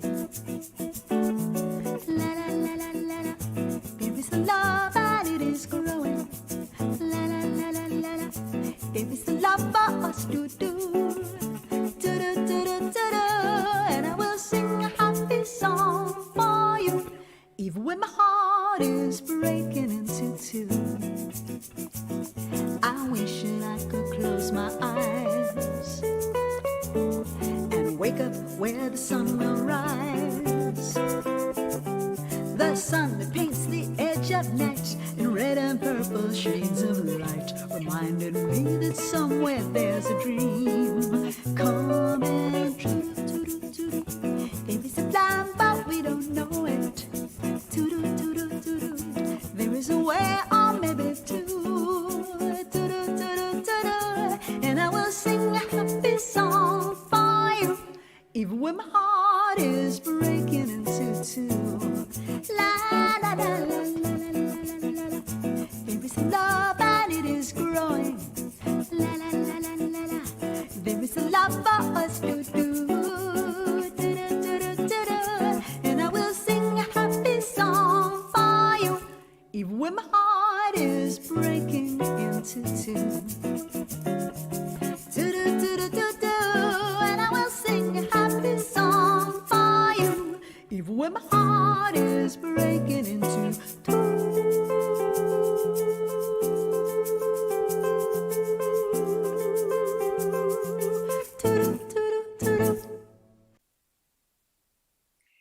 That was beautiful. Thanks so much, Noah, Achinoam Nini, and Gil. For those who don't know, Achinoam Nini and Mira Awad, who I spoke of earlier, represented Israel together in the Eurovision in the year, I think it was 2007. So great to see both of your presence here today. Now, they say a good laugh heals a lot of hurts. And during these challenging times, I know we can all use a really good laugh. I know that I can. It has definitely been a time where comedians are in need. And fortunately, we have someone who can deliver just that. Let's turn now to comedian Tom Arnold for a few minutes of fun entertainment. Hey everyone, it's me, Tom Arnold. You know, I'm a very proud Jewish man, and I'm also a 61-year-old single father with a 7-year-old and a 4-year-old daughter. And this week I've been educating my kids on the Jewish National Fund, the blue box. When I was a kid, my grandma had a tin. Remember the tin boxes, and you put a nickel in, and boy, now it's all the blue box has got his own Facebook. He's Blue Box Bob now, but it's changed. Everything has changed, and it's all crazy, man. It's all crazy. The Jewish National. They do grow trees, and it was always about that. It always seemed, but now it's all hip. And by the way, 240 million trees where there were not. It's like my head. How many hair transplants I've had? 240 million, and otherwise it'd be bald. There'd be just desert up there. But I remember how important it was, those boxes to the old folks, and now look at that. It's young and hip, and what a great organization. And Israel is such a wonderful place. People, you don't know Israel. Whatever you've heard about Israel, that's not true. It's better. It's different. And my kids, we're getting ready to go there. We're going to go there. You want to go there with your parents. You want to go there with your family. You want to go there 3 times for sure. When you're a kid with your family, then you want to go there without your family, with your friends, because that's because it's fun. It's fun also, and you see all the stuff that the Jewish National, I grew up on a farm in Iowa. When you're Jewish and you grow up in Iowa in a small town, you have your high holidays in the back of Arnie Siegel's Western wear. That's true. And then, but it's the same. It's the same. Our Arnie Siegel was our rabbi. They'd have somebody come down from Des Moines but it's the same. I'll tell you what, the blue boxes are the same. And then to Israel, man. First time you're there, you're like, holy moly, this is the most incredible place. And to know that they grow stuff in that sand. Like if you're a farmer in Iowa, and they're growing stuff in that sand, is so incredible. Such a beautiful place. But go there when you're older and with your friends. You go up there and you go around, you go to Tel Aviv a little bit, and you're like, oh yeah, it's on. I'm not going to Europe. I'm going here. I'm going to travel around Israel. It is the most fun place in the world. Sure, it's spiritual, and then you go back when you have your own family, or you live there, It is the most wonderful place. I can't even describe it. It is the most beautiful, wonderful thing. But there are 3 times. When you're a child, before you have your own children, and then when you have your own family. There's 3 different Israels. Anyway, I'm so honored to be a part of this. Thank you so much, Tom. It's also important to say that it's been a very hard time for comedians because they feed off their audience. And so having to do that without an audience is quite remarkable. It is now my privilege and pleasure to introduce you to Barbara Bortinker, a woman whose dedication to Jewish National Fund is nothing short of inspiring. She is a passionate Zionist whose love for Israel, the land, and its people has fueled her lifelong commitment to JNF. She is a brilliant artist whose paintings capture the spirit and beauty of Israel. You saw some of them actually in the first half hour. So we will be showing other pictures and art pieces of hers. She also captures the vibrancy of Jerusalem. She is a respected attorney who often lectures on topics that reflect her broad expertise in art history, law, and of course, Jewish history. Take it away, Barbara. Hello, I'm Barbara Israel Bortnicker, and this is my painting, Jerusalem from the Mount of Olives. Since earning my master's in fine arts, I've taken many painting trips to Israel and other beautiful places. Yet when I arrived at this iconic spot, I could hardly believe the view from atop the Mount of Olives. Opposite the eastern wall of the old city, it is simply dazzling. I was so overwhelmed that it took me a while to absorb it all before I could begin working. I was awestruck by the glorious panorama of Jerusalem, sparkling in the sunlight, a sight that had been denied to my ancestors for almost 2,000 years. I felt the company of hundreds of thousands of souls buried in the hills around me, waiting patiently for the Messiah by the eastern gate, closest to the Holy of Holies of the ancient temple, sealed up by the Ottomans in the 16th century. The Jerusalem of today is far more than just the ancient walled city. I wanted to portray the true beauty and magnificence of this unique place, revered by so many, yet still a living, modern, unified city. I set up my easel in front of the parking lot of the Seven Arches Hotel with a clear view of the scene. To the left, I could see the archaeological excavations of the ancient southern steps that led to the Holy Temple. In the Kidron Valley below, Absalom's tomb, carved from rock for King David's rebellious son. Well-groomed plantings and olive groves on those terraced hills. In the distance against the horizon, the modern part of the city, the King David Hotel, Leonardo Plaza Hotel, and many of the other structures, both new and old, that make up Israel's capital city. I spent 4 hours on location that spring day, first painting a small color study, then a graphite drawing and watercolor on a full sheet of heavy watercolor paper. I took dozens of photos and videos. Back home in my studio, I mounted the watercolor sheet on a panel and repainted the entire image in full color. And now, I've produced a limited edition print of this beautiful painting dedicated to Jewish National Fund. It is printed on 24 by 36 inch archival 100% rag watercolor paper, numbered and hand-signed by me, the artist. You can purchase one of these limited edition prints for $1,800 exclusively through JNF. Just call 800-542-8733 or visit jnf.org/store. Your purchase will help support Jewish National Fund's vital work. Bring an image of Jerusalem's splendor into your home or give it as a very special gift that will be treasured for a lifetime. Thank you, and thanks for watching.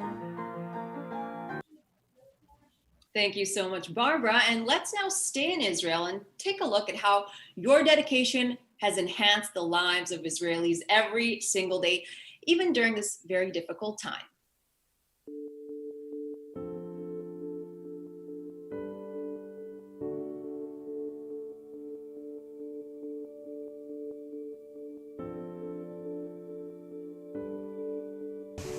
Hi, my name is Megan Turner, and I work for the Louder Employment Center in Beersheba. The center was established in 2015 with the partnership of Jewish National Fund USA and Ben-Gurion University of the Negev. We work to help young adults who finish college stay in the Negev by helping them find high-quality employment. We also work with the biggest companies in the area and all the local academic institutions to help them make sure they're finding the perfect employees. When the coronavirus outbreak began, we understood that we needed to act immediately, and we moved all of our services online. During the coronavirus outbreak, Israel's unemployment rate skyrocketed to 26%, 50% of that being young adults under the age of 35, exactly the population that we serve. The human resource professionals that we had put together in this created community volunteered to donate content for the webinars that over 1,000 participants came to take part in over the past few months during the coronavirus.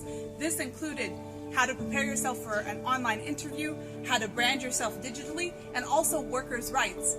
And these human resource individuals did this out of the goodness of their heart because of the forum and the strength of the community that we have created here at Louder Employment Center. We're also excited to announce that with the amazing help of Jewish National Fund USA, we're going to be opening the Louder Employment Center in the Galilee in the coming months. We're stronger together. Thank you, Jewish National Fund.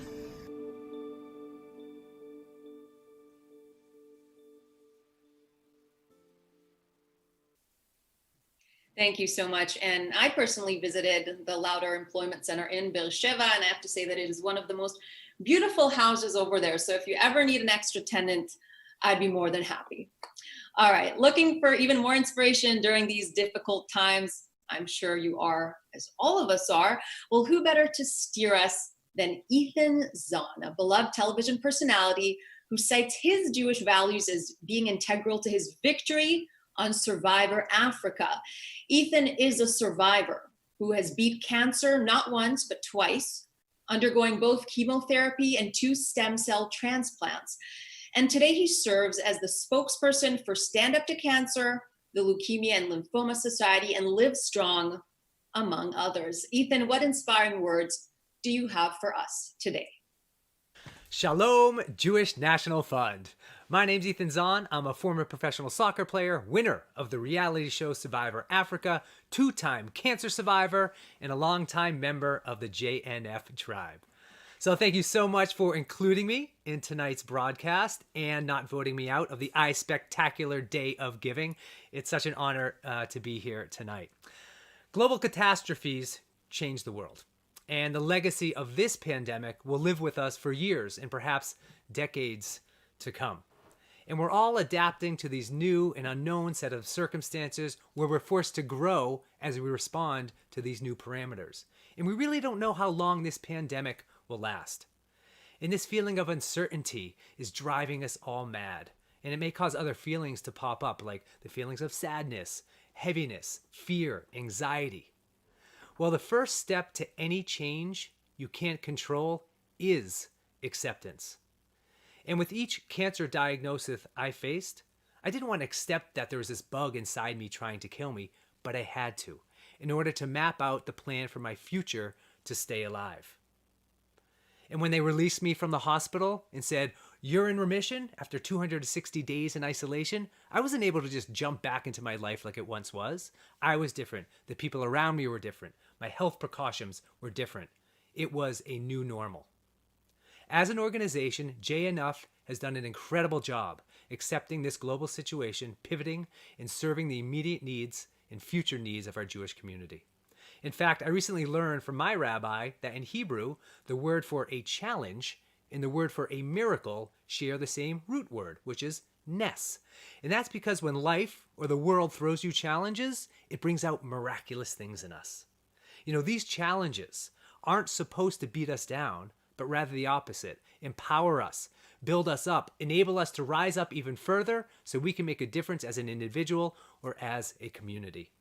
And when the world rebounds from this challenge, JNF will be there to help create miracles in ways that we don't even know yet.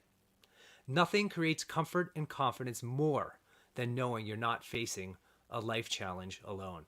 JNF is here for us. For over 100 years, JNF has been the backbone for Jews around the world. Every person here tonight is helping to build a dream for the Jewish people. In March, JNF raised $500,000 to bring back 283 kids studying in Israel. When the fires hit Israel a couple years ago, JNF was there to supply fire trucks. They are building resilience centers for kids in the north, community parks in the south. The list goes on.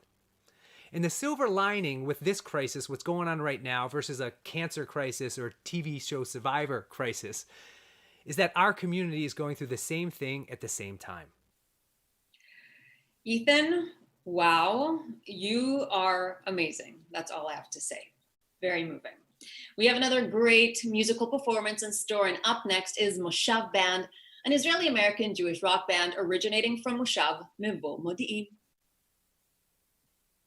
Hey everybody, this is David. This is Yehuda. Moshav, sending love. Sending love, health, and strength, and a really good next year. We hope a better year. Here we go.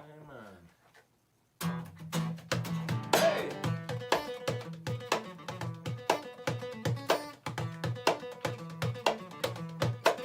I feel the wind blowing in from the east. I can hear my homeland calling me.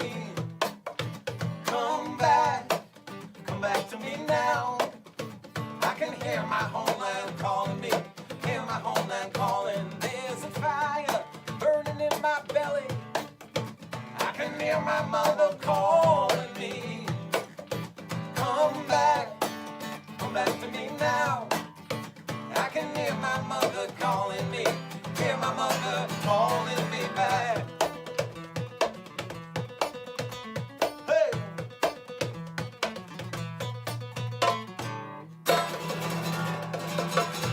Peace from Los Angeles. Shalom. Thank you so much, Moshav Band. And our next performer is comedian Ethan Hirschenfeld, who I have no doubt will also lighten our day. Ethan, take it away. Hey, I'm Ethan Hirschenfeld. Thanks for having me. Nice to see you. Happy to be doing this event for the JNF. Before I start, there's one thing I wanted to let you know. Some people might not know about this, but the JNF has a program whereby some of the trees that you help to plant as a kid through your donations or through your fundraising efforts, those trees, you can actually get those trees back. That's what I've done. My cabin here is completely lined in trees that I myself helped to plant as a kid through the charitable work. So something you should look into, the JNF Reclamation Project. So beautiful stuff, by the way. Thank you. So I'm an actor, and I'm always getting cast as the ethnic thug. It's not exactly typecasting. I don't mind, because I get to play a wide range of ethnic thugs with a wide range of accents. Sometimes a wide range of accents within a single scene, because I'm sloppy with accents. I was on the CBS show Unforgettable as an Albanian mobster. The CBS show Unforgettable that nobody remembers. I was on the ABC show Forever as an ethnically ambiguous thug. Yeah. The ABC show Forever that got canceled after one season. I said to my agent, I'm tired of all these ethnic thug roles. Can you get me an audition for a role that's a little more meaty, something I can really sink my teeth into? And here are the next 6 auditions that she sent me out on. Thug, thug, Jew, thug, thug, Jew. Yeah, thug, thug, Jew. That's duck, duck, goose for the ethnic actor. My first film role back in the 90s, I played Alejandro, the Colombian cocaine kingpin, in a movie called The Deviants. I still remember my lines. My line. My word. Gringo. Yeah, that's the whole thing. Yeah, you can save yourself 99 cents and don't go out and buy the VHS tape of the film, which is the only way it's available. I got to play Pinky Rabinowitz, a Jewish mobster, on the show Boardwalk Empire.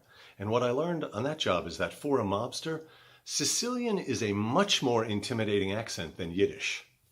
I'll show you. Unfortunately, I'm going to have to put an end to this, and I'm going to have to put an end to you. Unfortunately, I'm going to have to put an end to this. I got to put an end to you. I got to put an end to him, to her. Who knows whom I'll have to put an end to. If it was up to me, I wouldn't put an end to anybody. I don't. Why would I want to put an end? I have a boss. He says put an end. I'm going to put an end. What? He says put an end. I'm not going to put an end. I got to put an end. Thanks very much. I'm Ethan Hirschenfeld. The album is Thug Thug Jew.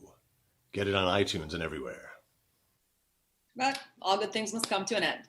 Thank you so much, Ethan. And with us now is Congressman Mike Quigley, a longtime friend of Israel's, and of course, JNF. The stage is yours, Mike. Hi, I'm Congressman Mike Quigley, and I'm very grateful to have been invited to participate in this celebration on Spectacular Sunday. While I wish we could all be together in person, I'm glad to see so many faces from around the world tuning in to share their experiences, appreciation, and hope for the future. As you know, JNF has been doing critical work across the globe for over a century. Their work is even more important during these difficult times. In the past few months, JNF has been on the front lines of the COVID-19 pandemic, helping thousands of people through various relief programs. They have been providing support to communities through food distribution, medical services, providing technology to students, and so much more. I have an immense amount of gratitude and admiration for the organization and the work they're doing to help us and to help those who have been hit hard by the outbreak. Over the years, I've had the privilege and honor of visiting Israel many times. In fact, my first trip to Israel was hosted by JNF when I was a Cook County Commissioner. Each of these trips have taught me new things about the strength and importance of the relationship between Israel and the United States. For decades, our two nations have shared a close bond rooted in common values, common interests, and common concerns. While circumstances have changed over the years, our countries have always been able to return to our shared morals in order to adapt and move forward in the future. Keeping our relationship strong is more important now than ever. As we continue to fight in the battle against COVID, it is vital that our allies come together in order to support each other and our communities. Thank you again for having me today, and thank you for your hard work. Thank you so much, Congressman. And now let's check in with the field once more. Sending it your way to LA. Thank you so much again for your support. Have a wonderful day. Hi, Michelle. This is Alan Burdetsky reporting to you live from Los Angeles, California. I just got off the phone with a phenomenal lady by the name of Sophia that was very gracious and donated $1,800 to the Jewish National Fund Spectacular Sunday campaign. Sophia has actively been purchasing tree certificates for the past 15 years for her family and friends on special occasions, but she had no idea that the Jewish National Fund had sponsored so many other initiatives that we're so proud to be a part of. When I told her about the Ali Negev project, she became very interested as one of her cousins has special needs, and she said that she was going to get more involved into our community and into our initiatives. She very much appreciated the phone call, and she's very much looking forward to becoming a greater part of our JNF family. With all that being said, I got to get back to making phone calls. Back to you, Michelle. Thank you. And as you've seen throughout the day, Jewish National Fund does so much for the land and the people of Israel. And this is thanks to your help and your dedication. And because of you, this is all possible. All right, should we take a look at where we are now as far as our goal? Da-da-da-da-dum, drum roll. We are over $1.1 million of donations thanks to your generosity. Thank you so much. I know that this will go to very, very good use. Now, it's been a privilege to host the last half hour here with you. I'm Michelle DeBone, and this is really the end of our spectacular Sunday. And on behalf of Jewish National Fund, I'd like to thank you for being a voice for Israel. Now, we will conclude our broadcast with Hatikva, but please do stay on for a special treat from our affiliate Nefesh B'Nefesh. So don't go anywhere, but without further ado, I'd like to welcome Natalie Janowski, an alumni of our summer program, Roots Israel, to sing Hatikva.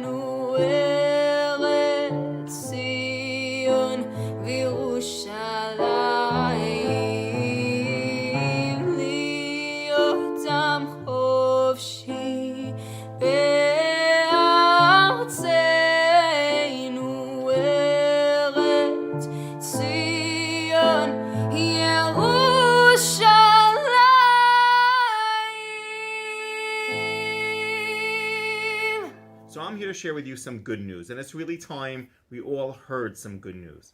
As an aftermath of the corona pandemic, Israel is seeing a huge interest in Aliyah from around the world.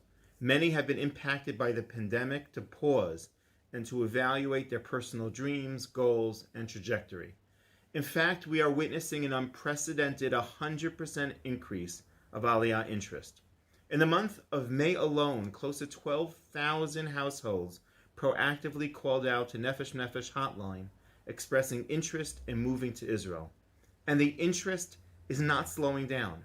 This translates into thousands and thousands of young professionals who want to move and raise their families and pursue their careers in Israel. We're talking about young families in their 30s, in the height of their professional careers. This wave of Aliyah is historic.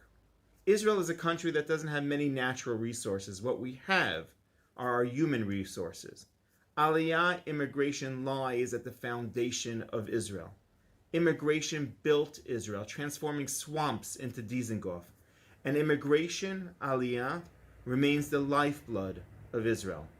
The Olim, the new immigrants, are fueling Israel's economy, keeping her safe, healing Israel's sick. They're scientists, educators, artists, entrepreneurs, innovators, doctors, nurses, economists, soldiers. There are children, volunteers. They are Israel's brain trust. They are Israel's future. And that is why Aliyah is so incredibly important to our survival and to our growth. Nefesh helps these Olim come to Israel not just to survive, but to thrive. Each Olet comes with a determination to make a difference, to be part of the Jewish collective, to be part of the Jewish memory, and to be part in the continued building of our only Jewish country. And this is historic. How is it historic? This Aliyah wave that we're experiencing right now, with Israel expecting anywhere between 50 to 100,000 immigrants in the next 18 months, is an Aliyah of innovation. It's an Aliyah of dreams. It's a global wave, unlike past Aliyah, which were only from one geographic area. This desire to move now is manifesting from around the world. The Aliyah from America, though, adds another nuance. It brings the American mindset, the open-mindedness, the values. It's a nuanced benefit to our tiny country. We're seeing a huge uptake, even in the numbers of young people from around the world wishing to join the IDF, the Israel Defense Forces. And yes, Nefesh, we help them with our extraordinary Lone Soldier program. We're also seeing increased numbers of young professionals drawn to the vibrancy of Tel Aviv, who are excited to either study or work in Israel and be part of the story. We're seeing medical professionals who are incredible Zionists, who have been in touch with us even before the corona crisis, who are opting to come to Israel, to its center and to its frontier, to heal. What they're doing is also helping address Israel's physician and nursing shortage. Their Aliyah is an absolute gift, an ongoing gift to Israel. This wave is historic, and opportunities like these come perhaps once a generation. This needs to be our story, our opportunity, and we need to be and play our own part within it. My dear friends, zoom out for a moment. We're in the midst of this generation's unique story. How we choose to be part of it will be our legacy. We have a lot of funds to raise for this unexpected wave of Aliyah, and to harness the opportunity, to not miss this historic opportunity, to ensure that we can provide and service and think out of the box and give solutions and infuse Israel with what she needs most. Today is Spectacular Sunday. I urge you to be part of the spectacular wave of Aliyah and to designate your JNF gift to Nefesh B'Nefesh. We very much need your support. Despite challenging times, we are seeing the opportunity to do something transformative. We get to illuminate the darkness. We get to give the greatest gift to Israel. We give to our collective story, to our national story. We ask you to do something absolutely spectacular for yourselves, for your children, for your children's children, and of course for the state of Israel. And that is, please be part of our Nefesh B'Nefesh story. Thank you.